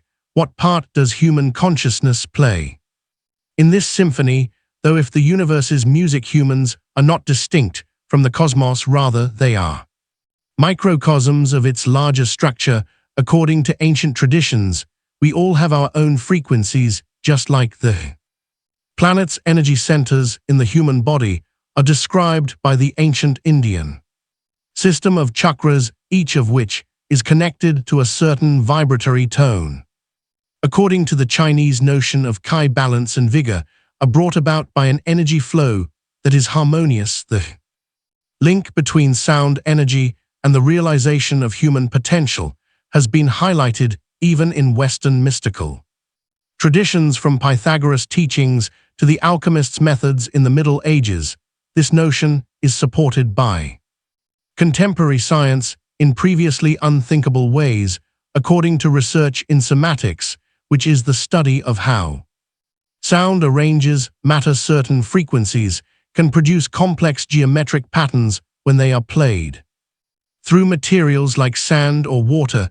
The pattern is more lovely when the music is more harmonized. What does this indicate about the impact of the vibrations we are surrounded by on a daily basis? If sound has this ability to form matter, even more fascinating bioacoustics research indicates that each organ in the human body has a unique resonant frequency.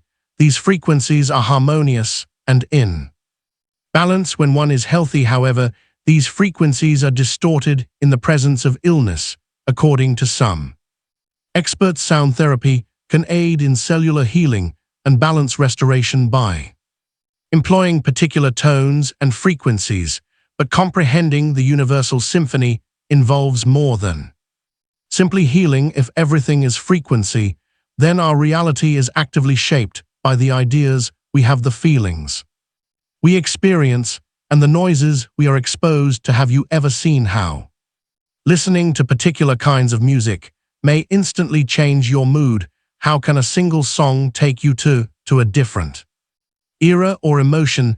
This is vibrational. Not only psychological, music affects hormone production, heart rate variability, and brain wave states via interacting with the body's energy field. However, music can be harmful as well as healing. Discordant frequencies abound in the modern environment, including artificial electromagnetic waves, noise pollution, and discordant chaotic sounds that upset The human system's natural equilibrium, many people's lives are totally out of sync because of the constant onslaught of strange vibrations that alter their frequencies. How therefore might we realign ourselves with the universe's larger symphony? One way is through conscious listening, choosing music sounds and frequencies that elevate rather than degrade. Ancient cultures understood the power of sacred sound, using mantras, chants, and specific musical scales to induce altered states of awareness. Gregorian chants, for example, have been found to synchronize brain wave activity, leading to states of deep relaxation and heightened intuition. The Saggio frequencies, a set of tones used in early sacred music, are believed to have healing properties, with 528 Hz, often called the miracle frequency, due to its supposed ability to repair DNA. Another method is silence. In the modern world, true silence is rare, yet it is in silence that we begin to hear the subtle vibrations of the soul's spiritual traditions across the world have emphasized the power of stillness. The Zen practice of Zazen, the Christian practice of contemplative prayer, the Native American vision quest, where one sits in solitude to attune to the rhythms of nature. Silence is not emptiness, it is the space in which harmony can be restored. Finally, one of the most powerful ways to align with the cosmic symphony is through intonation and vocalization. The human voice is one of the most potent vibrational tools we possess. Singing, chanting, or even humming can shift energy, clear emotional blockages, and create resonance with the body. The Om chant in Hinduism, the Tibetan throat singing, the shamanic use of repetitive vocal tones, all of these are techniques that have been used for millennia to attune the individual to higher states of awareness. Ultimately, the universe is not a random collection of particles, it is a song of vast orchestration of frequencies in which every being plays a part. Each of us is both a listener and a musician, shaping our own vibrational field through our choices, actions, and intentions. The question is, are you in tune? Are the sounds you surround yourself with, the words you speak, the emotions you cultivate, adding to the harmony of the universe or contributing to its dissonance? Because whether you realize it or not, you are always playing a note in the grand composition of existence. Chapter 13: Astral Travel and the Harmonics of Consciousness. Beyond the physical world lies a realm of infinite possibilities, a dimension unrestricted by the limits of time, space, or gravity. It is a plane where thought becomes movement, where intention becomes experience. Many have sought to explore this realm through deep meditation, dreams, and out-of-body experiences, but one of the oldest and most powerful keys to unlocking this hidden dimension is vibration. For centuries, mystical traditions around the world have spoken of astral travel, the ability to project one's consciousness beyond the body and into other planes of existence. Shamans, yogis, and spiritual seekers have long practiced techniques to achieve this state, and at the heart of many of these practices is sound. Certain frequencies, when used with intention, seem to act as gateways, lifting the consciousness beyond its earthly anchor and into the vast unseen cosmos. Could it be that astral travel is not merely an esoteric skill, but a vibrational shift, a tuning of the soul to the frequencies of the non-physical world? To answer this question, we must first understand the connection between brain waves and altered states of consciousness. The human brain operates at different frequencies, each corresponding to a unique state of awareness. Beta waves are associated with waking consciousness, keeping the mind active, focused, and alert. Alpha waves emerge in moments of deep relaxation, creativity, and meditation, allowing for a more fluid and open mental state. When the brain enters the theta wave state, it becomes linked to deep meditation, dreaming, and access to the subconscious mind. Delta waves the slowest and most profound are connected to deep sleep and unconscious states, facilitating physical and mental restoration at the highest frequency. Range gamma waves are associated with heightened perception, expanded awareness, and mystical experiences, often linked to moments of profound insight and transcendence. Most people exist primarily in beta consciousness, locked into the mundane world of daily responsibilities, distractions, and linear thought. But when one shifts into theta and delta states, the barriers between physical and non-physical begin to dissolve. It is in these frequencies that out-of-body experiences, lucid dreams, and astral travel most often occur. Ancient spiritual traditions understood this well. Many cultures developed sound-based techniques to induce astral states using rhythmic drumming, chanting, and harmonic frequencies to shift the brain into the lower vibrational ranges needed for spiritual exploration. Among the most well-documented of these methods is shamanic drumming. Indigenous shamans across the world have used repetitive drumming at precisely 4 to 7 beats per second to guide practitioners into the theta state. Once in this vibrational field, the spirit is believed to be able to leave the body and journey into other dimensions. This is not merely a cultural myth. Scientific studies have shown that rhythmic drumming entrains the brain, synchronizing it to a specific frequency that aligns with deep meditative states. But drumming is not the only tool. Many ancient cultures also used mantras and sacred syllables as vibrational gateways. In Hinduism and Tibetan Buddhism, the repetition of certain sounds, such as Om or Al, is said to align the consciousness with higher realms. The reason is vibrational. When chanted correctly, these sounds create resonance within the body, activating the pineal gland and shifting brain wave activity.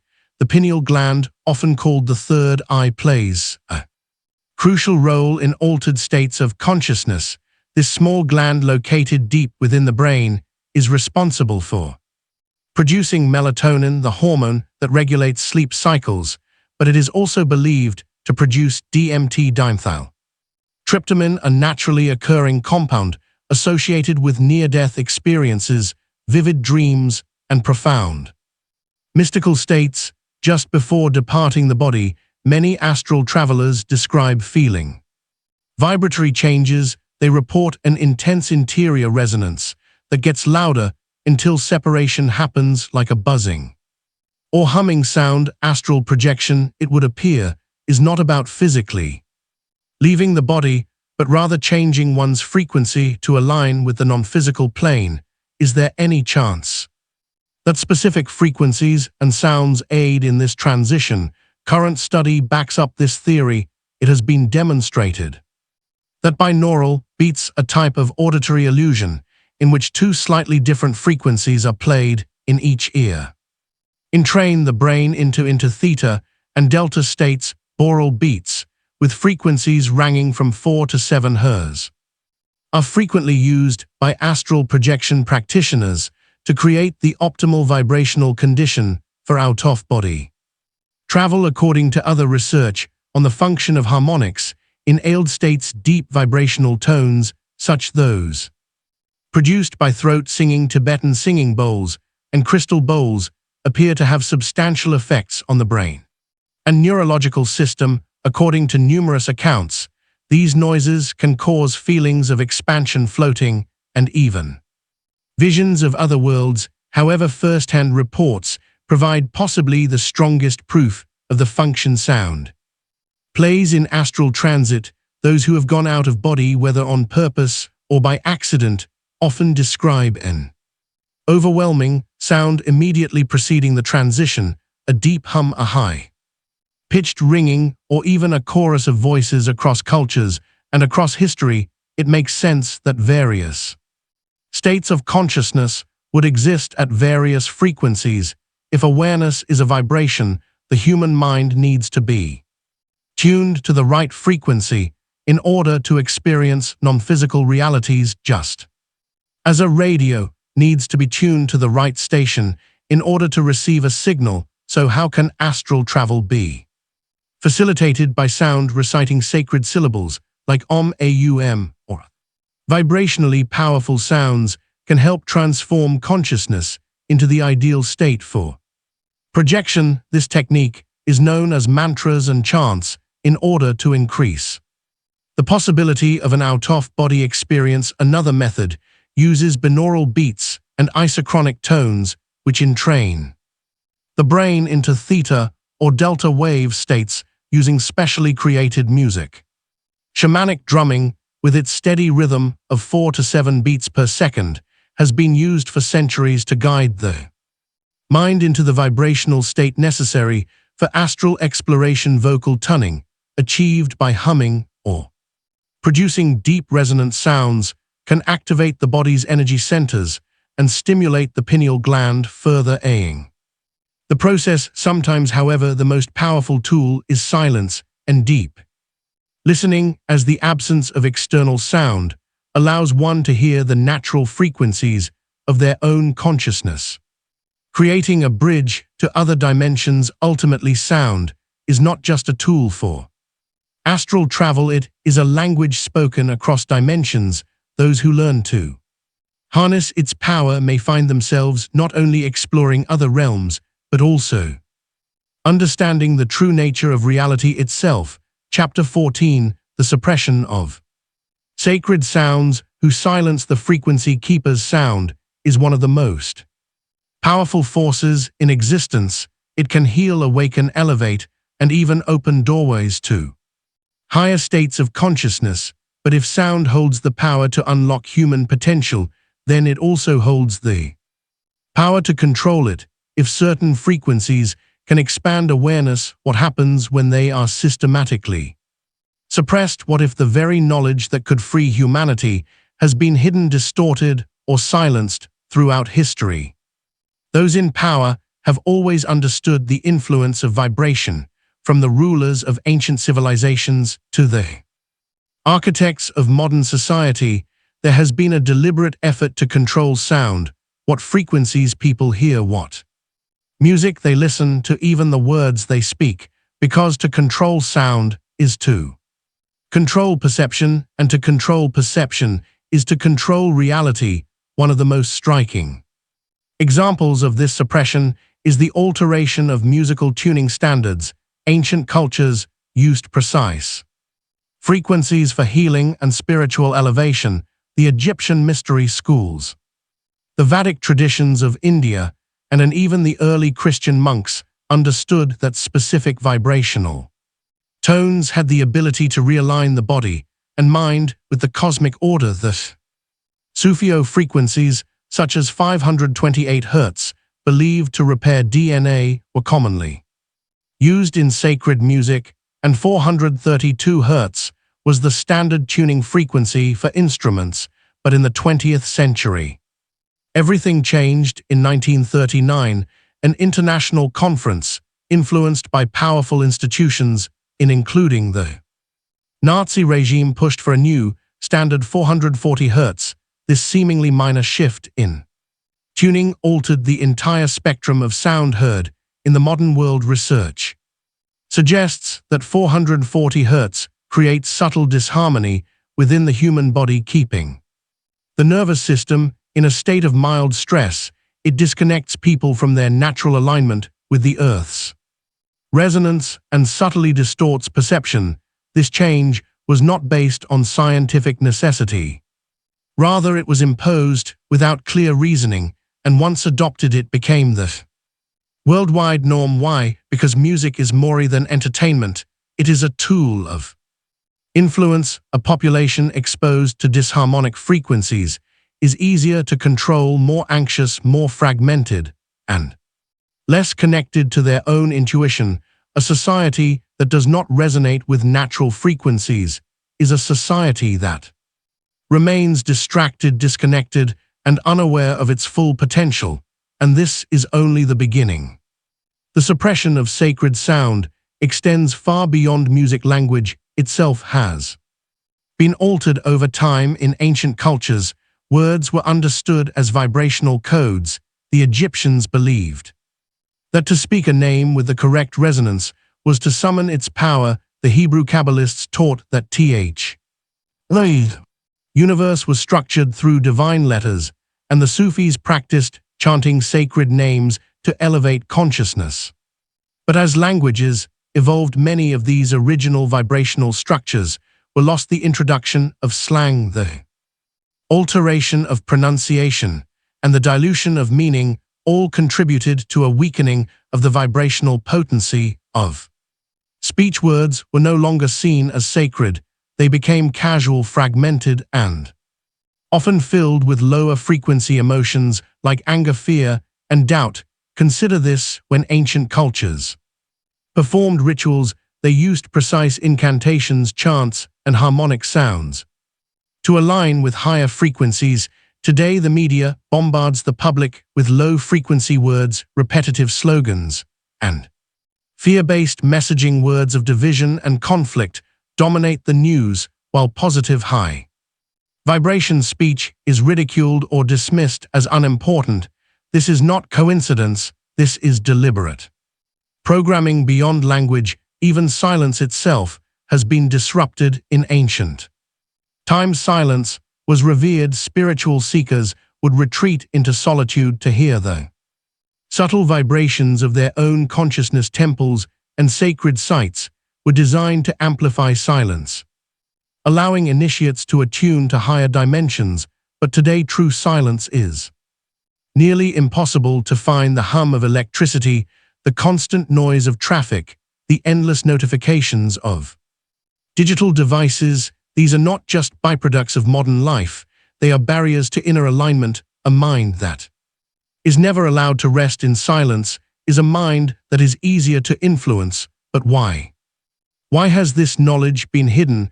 Why have those in power sought to suppress sacred sound? Because when people reconnect with true vibration, they awaken. Throughout history. Those who have understood the power of sound have been persecuted. The burning of the Library of Alexandria erased vast amounts of knowledge, including treatises on music and resonance. The suppression of indigenous drumming traditions by colonial powers was not just an attack on culture, it was an attack on vibrational sovereignty. The removal of sacred chants from Christian worship, the criminalization of shamanic sound rituals, the censorship of esoteric teachings, these were all systematic efforts to disconnect humanity from its original sound codes. And yet the truth has never fully vanished. The monks in remote Tibetan monasteries still chant in frequencies that elevate consciousness. The shamans of the Amazon still sing Ikaro's vibrational songs that guide the soul into other dimensions. The remnants of lost frequencies still exist in ancient music, hidden in forgotten manuscripts, waiting for those who seek to reclaim them. So what can be done? The first step is awareness, understanding that not all sound is neutral, that some frequencies uplift while others suppress.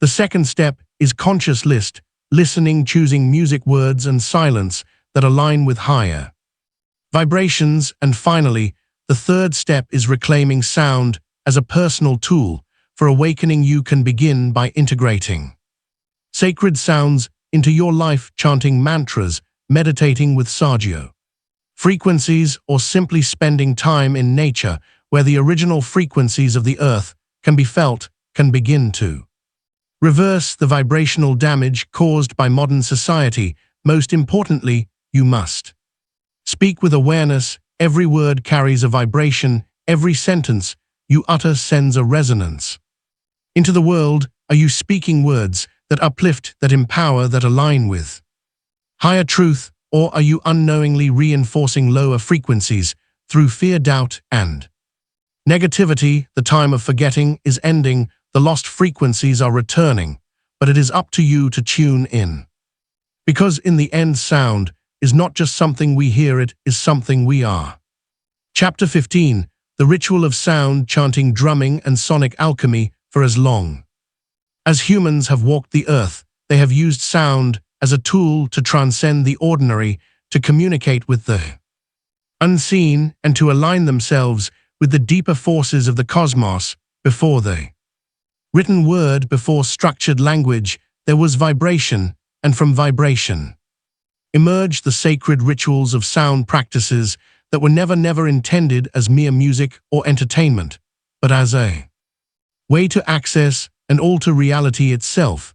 The power of sound has been woven into every spiritual tradition passed down through generations of mystics, chans, and seekers who understood that rhythm, tone, and resonance were far more than auditory experiences. Chanting was not simply singing, but a way to shift consciousness. Drumming was not just rhythm, but a method for altering the mind's frequency. Sonic alchemy was not metaphorical, but an actual practice of transformation, a process of tuning the human spirit to the harmonics of the universe. The human voice is perhaps the oldest and most potent instrument of all. It is the only instrument directly connected to breath, the life force itself, and every sound produced by the vocal cords carries a vibration that interacts with the body and mind. In the ancient traditions of Hinduism and Buddhism, mantras were seen as powerful vibrational formulas capable of unlocking different states of awareness. The syllable Om, regarded as the primordial sound of the universe, was believed to carry the resonance of creation itself. When chanted properly, it would not only quiet the mind, but also generate a physical vibration in the chest, throat, and skull, activating the pineal gland and shifting brain wave activity into deeper meditative states. The same understanding is found in Tibetan Buddha Buddhism, where monks engage in harmonic chanting, producing multiple overtones at once. This creates a vibrational effect that many describe as otherworldly, a resonance that seems to extend beyond the physical realm. These chants are not random, they follow precise mathematical and tonal structures designed to align the body and mind with higher frequencies. Similar principles guided the creation of Gregorian chants in medieval Europe, where choirs would sing in specific harmonic intervals designed to induce states of contemplation and divine connection. Rhythm, just as much as tone, plays a crucial role in shaping consciousness. Drumming has been used for thousands of years as a gateway to altered states. Indigenous cultures across the world, from the shamans of Siberia to the medicine people of the Amazon, have relied on rhythmic drumming to enter trance states and journey beyond the confines of physical reality. There is a reason why shamanic drumming is performed at a steady rate of 4 to 7 beats per second. This rhythm entrains the brain, pulling it into the theta wave state, the same state associated with deep meditation, dreams, and heightened intuition. Modern science confirms what these traditions have always known. Research into brain wave synchronization shows that external rhythmic stimuli can guide the brain into different states of awareness. Steady drum beat, maintained over a period of time, shifts the nervous system into a state of coherence, reducing stress and allowing the subconscious mind to open. This explains why so many ancient cultures saw drumming as a sacred act, a method not just of communication or celebration, but of healing and transcendence. Beyond chanting and drumming lies the deeper practice of sonic alchemy, the intentional use of sound to alter energy fields, heal the body, and expand the mind. Throughout history, sacred instruments, such as singing bowls, tuning forks, and crystal bowls, have been used to generate specific frequencies that interact with the body's energy centers. When struck or played, these instruments produce vibrations that resonate through the body, realigning imbalances and restoring harmony. Many sound healers believe that different frequencies correspond to different states of being, with some capable of facilitating deep emotional release, others enhancing mental clarity, and still others stimulating physical healing. Concrete proof of the power of sound can be found in the study of cymatics, the science of how sound interacts with matter. Each sound frequency forms a unique shape when it is played through a material, like sand or water, resulting in complex geometric patterns. This implies that sound is a force that literally constructs reality rather than just being an auditory experience. What impact might particular frequencies have on the body, which is mostly made of water, if they are able to arrange matter into exquisite symmetrical shapes? The area of vibrational medicine, which aims to use sound as a tool for transformation and healing, is centered on this subject. Significant repercussions have resulted from the modern world's loss of sound as a religious practice. In the ancient world, spiritual practice was inextricably linked to sound and song. In order to enhance consciousness, temples were constructed with acoustics in mind, aiming to magnify specific resonances. Whether it was through drumming, chanting, or the use of certain instruments, vibrational healing was practiced in every culture. However, these customs were eventually lost or consigned to the realm of superstition as cultures grew increasingly preoccupied with material advancement and outward accomplishments. Yet for those who seek it, the path of sound remains open. The resurgence of interest in sound healing, meditation, music, and frequency-based therapies is not an accident. It is a sign that humanity is beginning to remember what was once known, that sound is a gateway, a bridge between the seen and the unseen, the physical and the spiritual. Those who engage in sound rituals today are not simply reviving old traditions, they are reclaiming a lost science, a forgotten art of tuning the soul to its natural resonance. The power of sound is not locked away in ancient texts or reserved for mystics in hidden temples. It is accessible to anyone who chooses to listen, to experiment, to engage with sound, not just as entertainment, but as a tool for self-discovery. The simple act of humming can activate deep relaxation. The conscious use of one's voice can shift emotions, dispel negativity, and create clarity. The mindful listening to pure tones, natural sounds, or harmonic frequencies can bring the body and mind back into balance in a world filled with discord, noise, and artificial distractions. The return to sacred sound is an act of defiance and liberation. It is a reclaiming of something essential, something that has always been within reach, but often overlooked. Sound is not just something that happens around us. It is something we are made of. Every cell in the body vibrates, every heartbeat carries a rhythm, every breath is a note in the great symphony of existence. The question is not whether sound has the power to transform reality. The question is whether one is willing to listen, to participate, to remember the ancient truth that has always been known, that sound is creation, and through it one can awaken to the deepest mysteries of existence. Chapter 16, Breaking the Frequency Code, How to Reclaim Your True Vibration. There is a hidden force shaping your reality, influencing your emotions, thoughts, and even the opportunities that come your way. Though unseen, it affects every aspect of your existence. This force is frequency, the vibrational energy you emit and absorb. What if the frequency you are currently tuned into is not your natural state? What if since birth your personal resonance has been subtly altered, keeping you disconnected from your highest potential? From the moment we enter the world, we are immersed in a sea of artificial frequencies, the hum of electrical wiring, the chaotic sounds of traffic, the low-frequency pulses of industrial machines. These are not part of the natural order, unlike the organic sounds of wind, water, and birds' song, which nourish the nervous system and promote balance. These artificial vibrations keep the mind overstimulated and fragmented. Many people live their entire lives without realizing they are existing in a field of energetic distortion. Even more insidious is the manipulation of sound and vibration through media, and technology, television, and digital devices emit electromagnetic frequencies that subtly affect brainwave activity, keeping the mind locked in a highly alert but easily distracted state.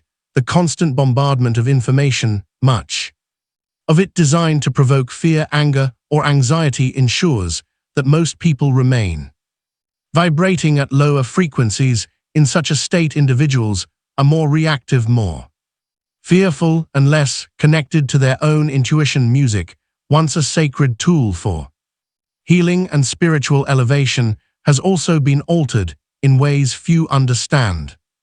Ancient civilizations tuned their instruments to 432 Hz, a frequency believed to align with the natural rhythms of the earth, but in the 20th century, a global standard of 440 Hz was imposed. While the difference appears minor, research suggests that 440 Hz creates subtle disharmony within the human body, keeping the nervous system in a state of mild tension. This shift was not based on scientific necessity, but was enforced despite resistance from musicians and sound researchers. Language, too, has been stripped of its vibrational potency. In the ancient world, words were considered sacred. The Egyptians believed that to speak a name with the correct resonance was to summon its power. The Hebrew Kabbalists taught that the universe was structured through divine letters, and the Sufi practiced chanting sacred names to elevate consciousness. But over time, language became diluted. Today, most speech is hurried, fragmented, and filled with lower frequency emotions like fear, doubt, and resentment. Every word carries a vibration, and when negative language dominates, it reinforces lower vibrational states, shaping perception in ways people do not realize. To break free from this frequency programming, one must first become aware of the vibrational environment they exist within. The sounds, words, and energies one engages with daily determine their personal resonance. By consciously choosing higher frequencies, one can begin to reclaim their natural vibrational state and shift their reality in profound ways. Detoxing from discordant noise is one of the first stages in cracking the frequency. Coding the nervous system can recalibrate when exposure to discordant music, artificial frequencies, and chaotic soundscapes is used. Restoring internal equilibrium can be achieved by immersing oneself in natural sounds such as wind, rain, or ocean waves. Spending time in nature restores the link between the human body and the Earth's frequencies, which are meant to be in harmony. Another effective technique for vibrational realignment is to include healing frequencies back into everyday life. The body's natural resonance can be restored with the use of Sufio frequencies such as 5 to 28 Hz, which is thought to aid in DNA repair, and 432 Hz, which is linked to harmony and balance. Frequencies released by Tibetan singing bowls, tuning forks, and crystal bowls realign the body's energy system, enhancing both mental and physical health. One of the most powerful vibrational tools is the voice itself. The body enters a higher state of resonance when sacred syllables like Om, Re, Dasa, or Hu are chanted because they produce frequencies. The vagus nerve, which controls stress and emotional equilibrium, has been demonstrated to be activated by even light humming. Vocal tuning practitioners frequently describe feeling extremely clear and at ease with themselves, as though they are readjusting their whole energetic field. But reclaiming frequency is not just about external sound, it is also about the internal dialogue one maintains. Words and thoughts carry vibrational signatures. When people engage in negative self-talk, they reinforce frequency of fear and limitation, shifting one's in a narrative, replacing doubt with empowerment, resentment with gratitude, and fear with love can radically transform one's vibrational state. Language is not merely communication, it is a vibrational command to the universe emotions too emit frequencies that shape reality. Love, joy, and gratitude resonate at higher frequencies, aligning the individual with the natural harmony of existence. Fear, anger, and despair operate at lower frequencies, creating dissonance within the body and mind. The choice to cultivate higher frequency emotions is not just a psychological exercise, it is an act of vibrational sovereignty. When one aligns with love, gratitude, and inner peace, their entire reality begins to shift, attracting experiences and people that match their elevated state. Silence is another powerful tool in reclaiming one's true vibration in a world filled with relentless noise. Silence is an entry point into deeper awareness. True silence allows the nervous system to reset and the mind to quiet, creating space for the subtle vibrations of the soul to emerge. Many spiritual traditions emphasize the power of silence, recognizing that within stillness profound transformation occurs. Even brief moments of meditative silence each day can create profound shifts in consciousness, allowing one to hear the true resonance of their own being. As more people reclaim their vibrational sovereignty, the collective frequency of humanity will shift. A society that has been conditioned to operate in states of fear, distraction, and division will begin to evolve toward unity, cooperation, and higher awareness. This is why frequency has always been controlled, because those who understand it hold power over perception and reality. But as individuals awaken to their own vibrational potential, external manipulation loses its grip. The greatest revolution is not external, it is internal. It is the reclaiming of one's own frequency, the conscious decision to align with higher vibrations despite the noise of the world. This is not an abstract spiritual concept, it is a fundamental principle of existence. Everything vibrates, everything resonates, and everything is affected by the frequencies we choose to engage with. In the end, breaking the frequency code is about taking back control of one's own vibration. It is about choosing harmony over chaos, awareness over unconsciousness, and resonance over distortion. The question is no longer whether this knowledge exists. The question is whether one will use it, because whether we realize it or not, we are always transmitting a frequency. The choice is ours. Will we continue to vibrate at the frequencies imposed upon us, or will we reclaim our true sound? Chapter 17, The Cosmic Harmonics, How the Universe Speaks Through Sound. The universe is not silent, it hums, it vibrates, it sings in frequencies beyond human hearing, and yet its symphony shapes everything we see, feel, and experience. The ancient philosophers, mystics, and scientists who spoke of the music of the spheres were not merely poetic dreamers, they were perceiving a truth that modern science is only now beginning to rediscover. The cosmos is built on vibration, and every celestial body, every particle, and every thought resonates within a grand harmonic structure that interconnects all things.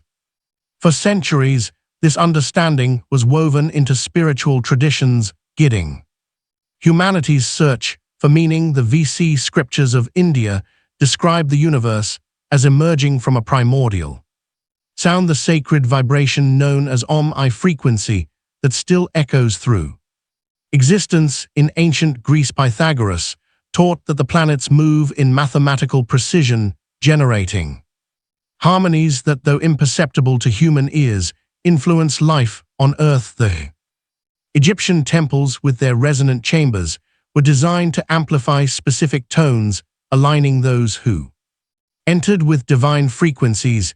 Even the Christian and Islamic traditions hold that the word, the spoken vibration, was the force through which creation unfolded. Science, though reluctant to embrace the mystical, has arrived at similar conclusions through different means. Quantum mechanics has revealed that at the smallest levels reality is not composed of static particles, but of vibrating energy fields. Every atom oscillates, every molecule dances in rhythm with unseen forces, physicists have observed that subatomic particles do not exist in fixed states until they are observed as if reality itself is a song waiting to be heard before it fully takes form. This is the vibrational nature of existence, the silent music that underlies all things.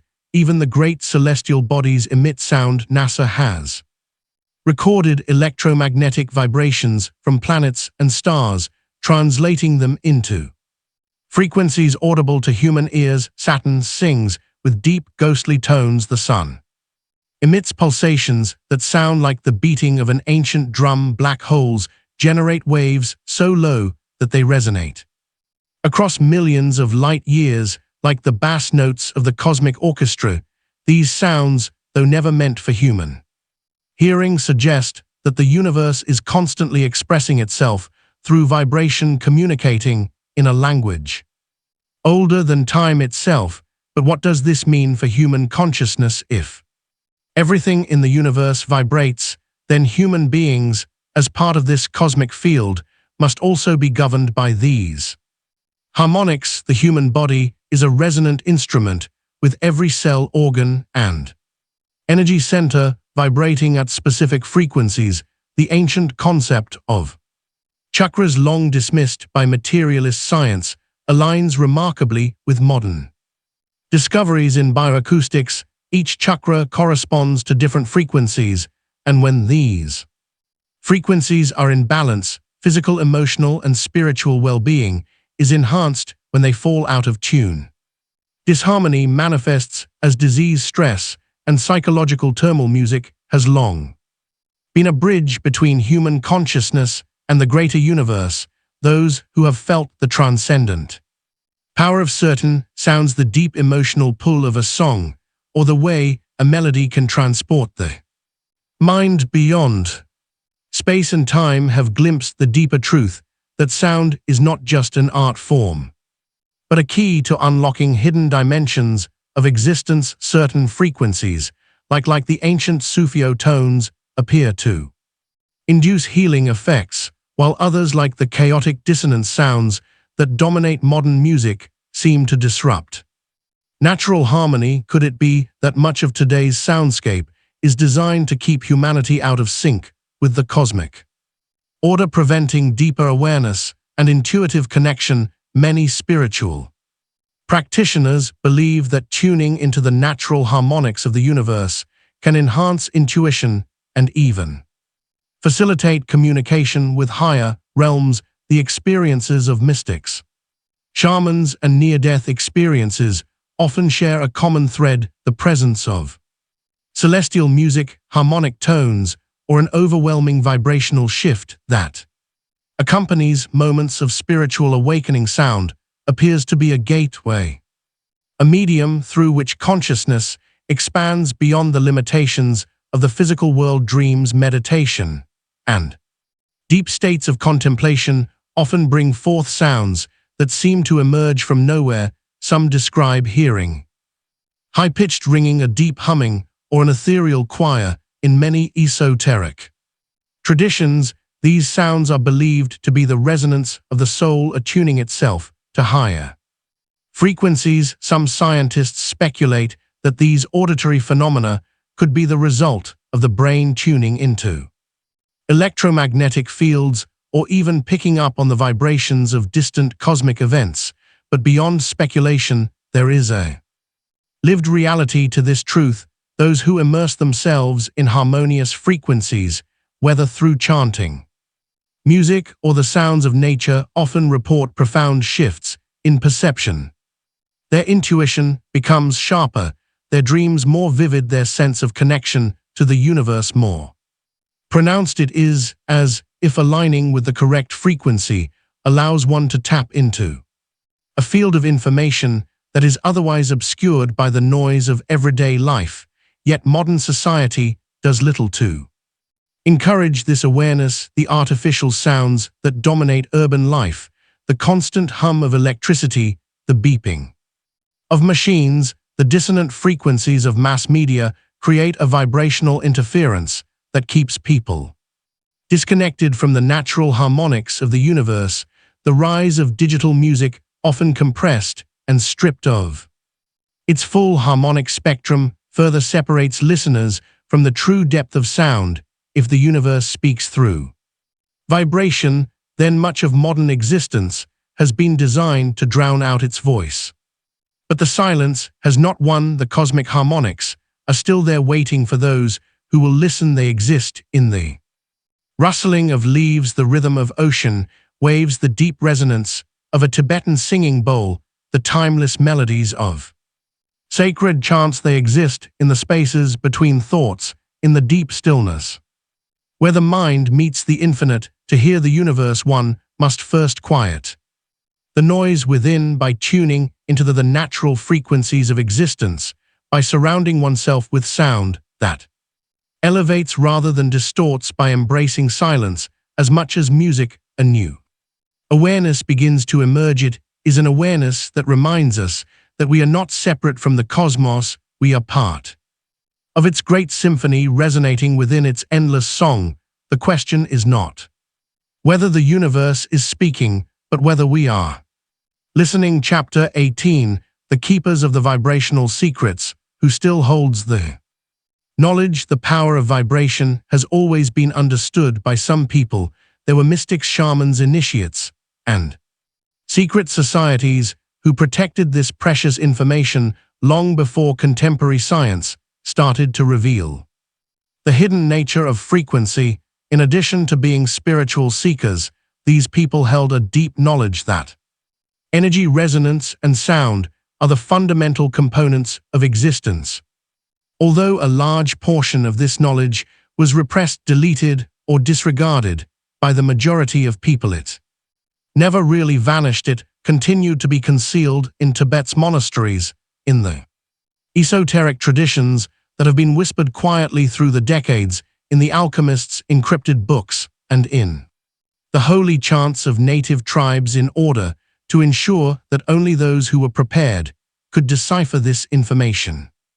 The ancient mystery schools of Egypt, Greece, and Mesopotamia kept it in symbolic language. The Egyptian priesthood recognized the power of sound to change matter itself, and consciousness. Initiates were placed in states of heightened consciousness thanks to temples' acoustic qualities, which enhanced specific frequencies. People like Pythagoras, who taught that the universe was regulated by mathematical and musical harmonies, left the Greeks with a lot of this knowledge.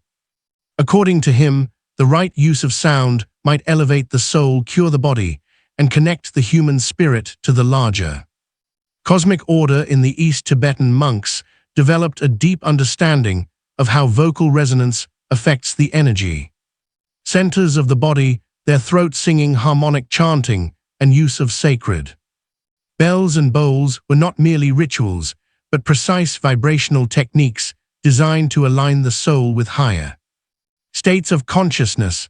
The mantras of Hinduism and Buddhism follow the same principles, with each syllable vibrating at a frequency that corresponds to different aspects of the human energy system.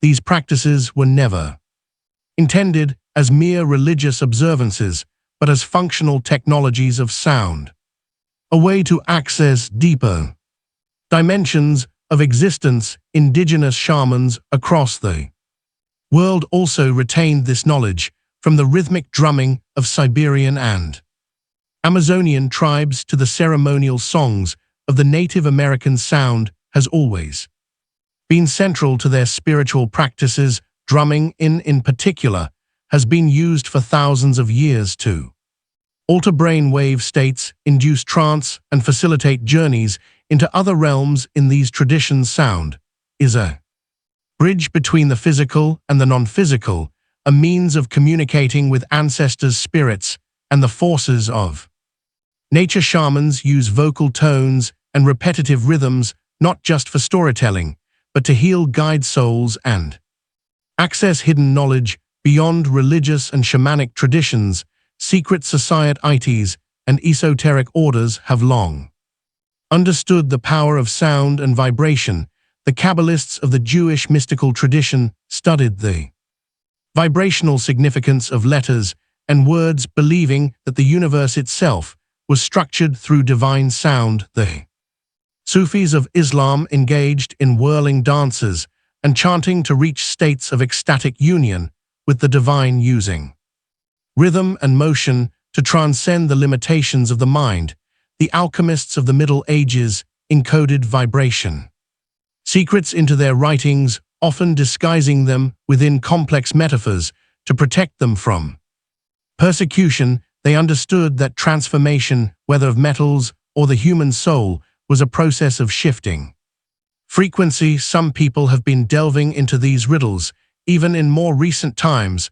One of the greatest modern-day scientists, Nikola Tesla, is credited with saying that to comprehend the cosmos, one must conceive in terms of energy, frequency, and vibration. Tesla thought it was possible to use resonance and sound in ways that would completely transform human life. His studies of electromagnetic fields and resonance frequencies suggested a future in which energy might be freely obtained. Music could be used to heal, and vibrational techniques could be used to increase human awareness. However, the authorities that aim to keep control of knowledge and energy mostly ignored his work, buried his patents, and disregarded his discoveries. Even today, there are those who still guard the deeper truths of vibration.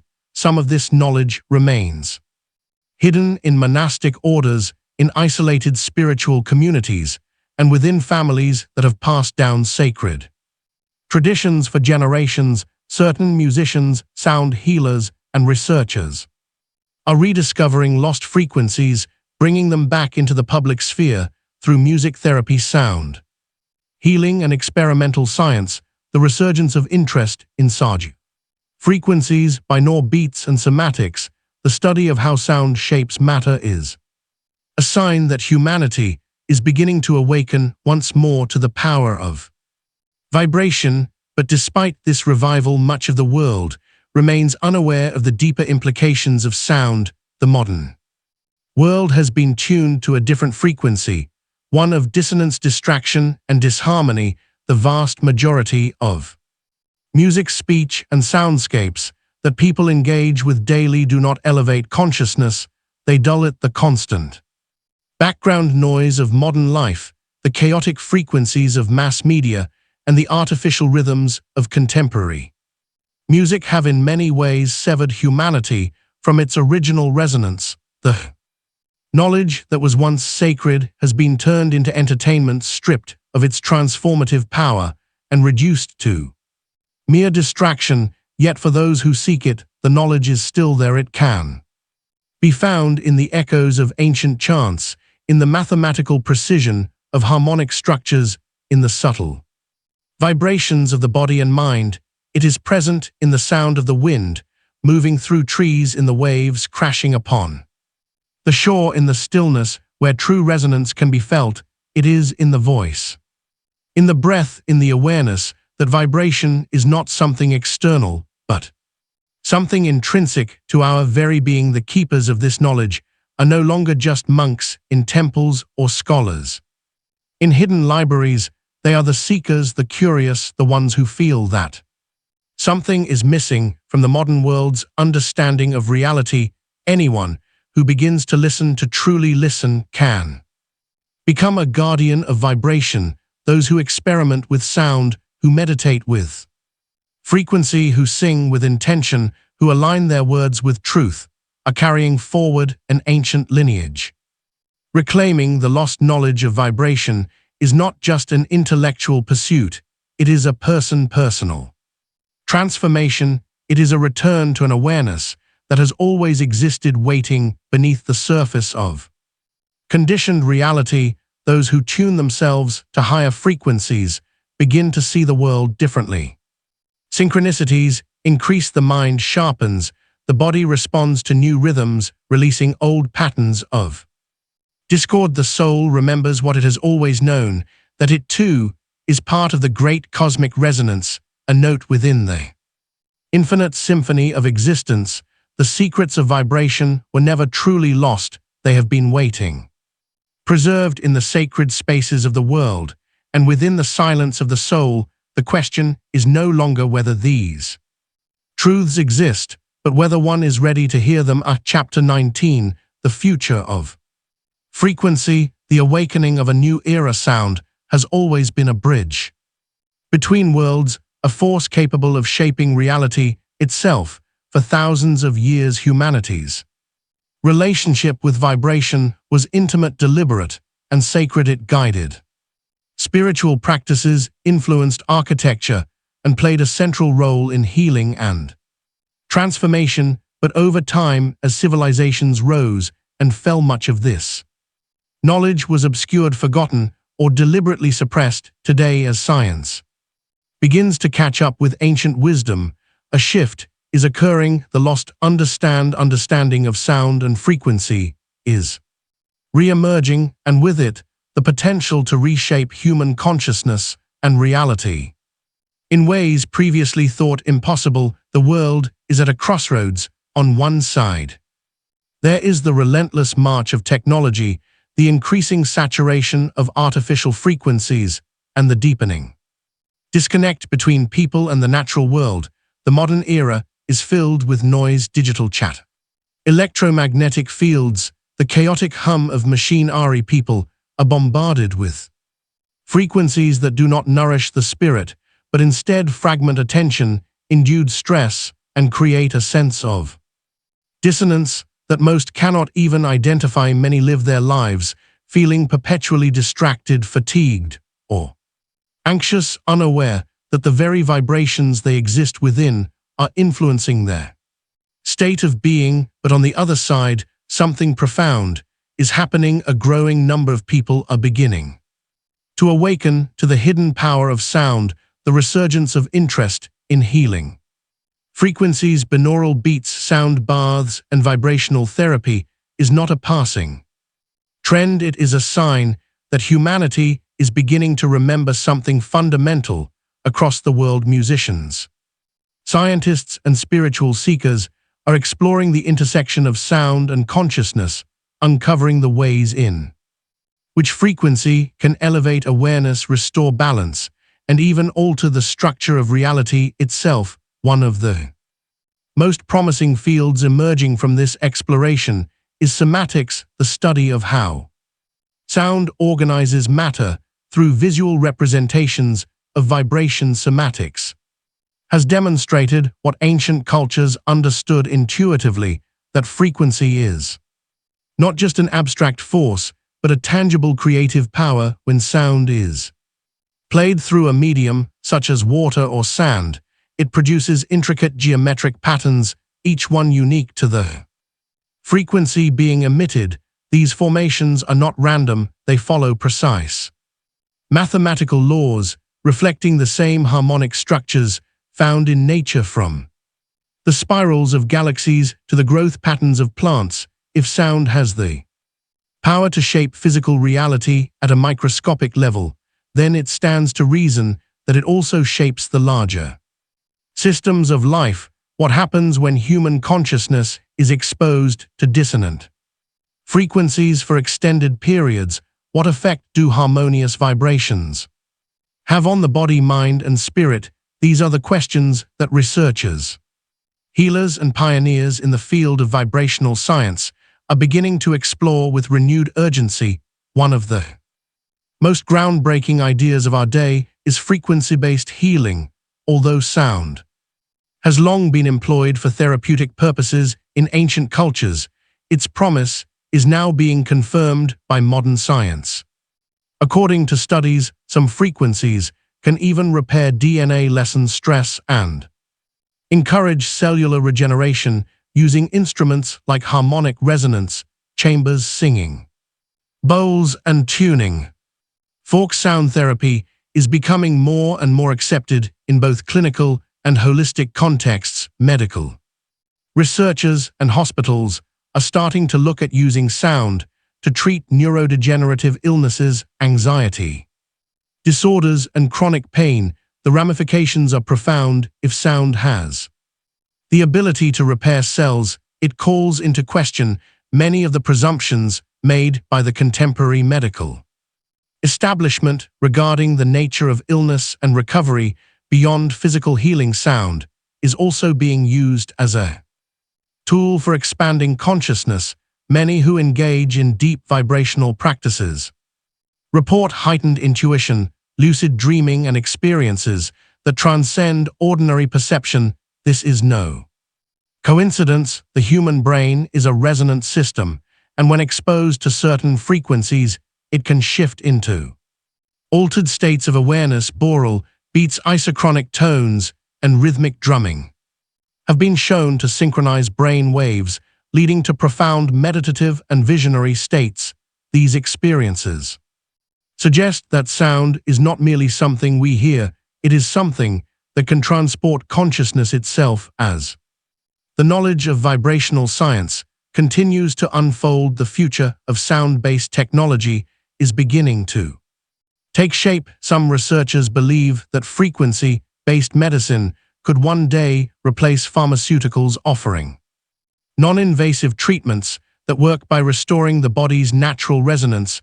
Others envision cities designed with acoustic harmony in mind, where every structure is built to enhance well-being rather than diminish it. The integration of sound technology into daily life, whether through personalized vibrational therapy, immersive sonic environments, or even frequency-based education systems, could revolutionize the way humans interact with the world.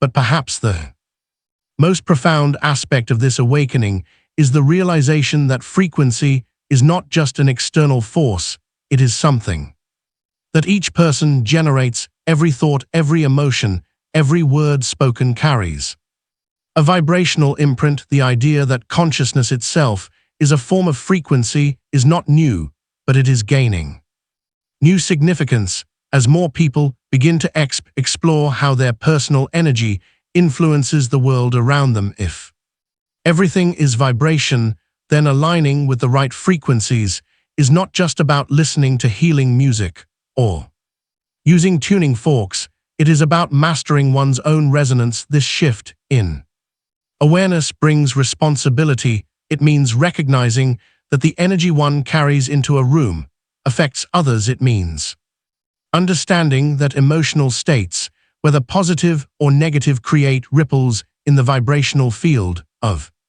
existence. It means choosing to cultivate frequencies that uplift rather than diminish, that harmonize rather than distort. This is not a passive process. It requires conscious engagement, willingness to tune oneself to the rhythms of higher awareness rather than the discord of modern distraction. As the world stands on the threshold of a new understanding of frequency, the question is no longer whether vibration influences reality, but how humanity will choose to use this knowledge.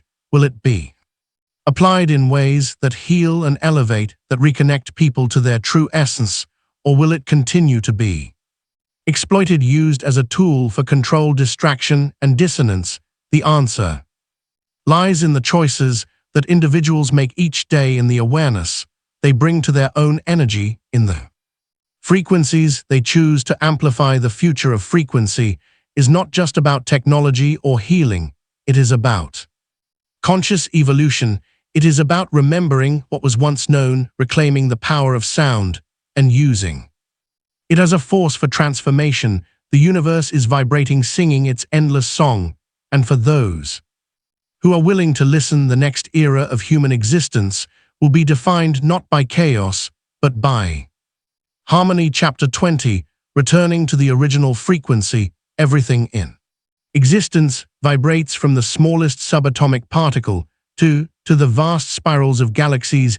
The entire universe is an ocean of frequencies, an intricate web of resonance, where everything is connected through the invisible threads of vibration. For thousands of years, this knowledge was understood and revered by ancient civilizations, embedded into their architecture, their music, their rituals, and their spiritual practices. Sound was never seen as mere noise. It was a force capable of shaping reality, altering consciousness, and connecting human beings to the divine somewhere.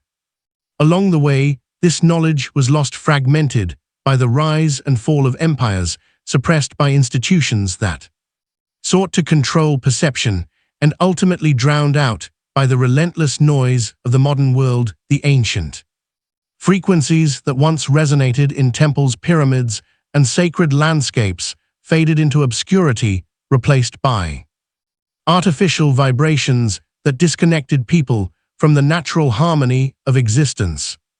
The modern era brought progress, but it also brought chaos, a dissonance that seeps into every aspect of life, keeping minds restless, bodies unbalanced, and souls longing for something just beyond reach. Despite this, the original frequency has never been truly lost. It is not something that can be destroyed, because it is the fundamental essence of existence itself. It still pulses beneath the layers of distraction, waiting to be rediscovered. It reveals itself in moments of deep silence, in the rhythm of waves crashing on the shore, in the harmonic interplay of bird song at dawn, in the stillness of a forest untouched by human hands. It is present in the beating of the human heart, in the rise and fall of breath, in the unspoken knowing that arises when one is fully attuned to the present moment. Reconnecting with this lost resonance is not a matter of seeking something external. It is a process of returning to what was always there, of stripping away the interference that has masked the true vibrational nature of reality. It begins with awareness, the recognition that every sound, every word, every thought carries a frequency that influences the energetic field of both the individual and the collective. The world has been inundated with dissonance.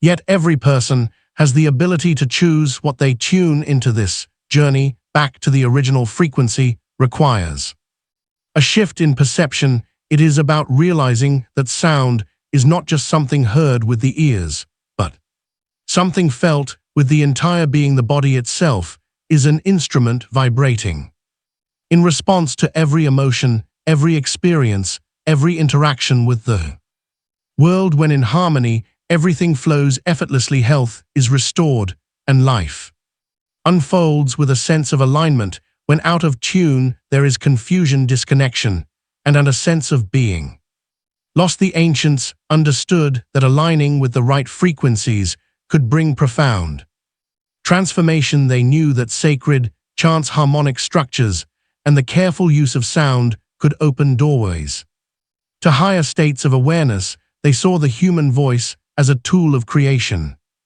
bridge between the physical and the unseen, or capable of manifesting reality itself. Even today, those who practice conscious vocalization, chanting, and vibrational meditation find that sound has the power to dissolve mental barriers, heal emotional wounds, and awaken something long dormant within the soul. But beyond these external practices, there is a deeper truth. The greatest sound is the one that arises from within. It is the silent resonance of being fully present, the vibration of authentic expression, the unshakable frequency of one who is aligned with their true essence. In a world that has sought to control and manipulate frequency, reclaiming one's own vibration is the ultimate act of sovereignty. It is the recognition that no external force can dictate the resonance of the soul unless permission is given. As humanity stands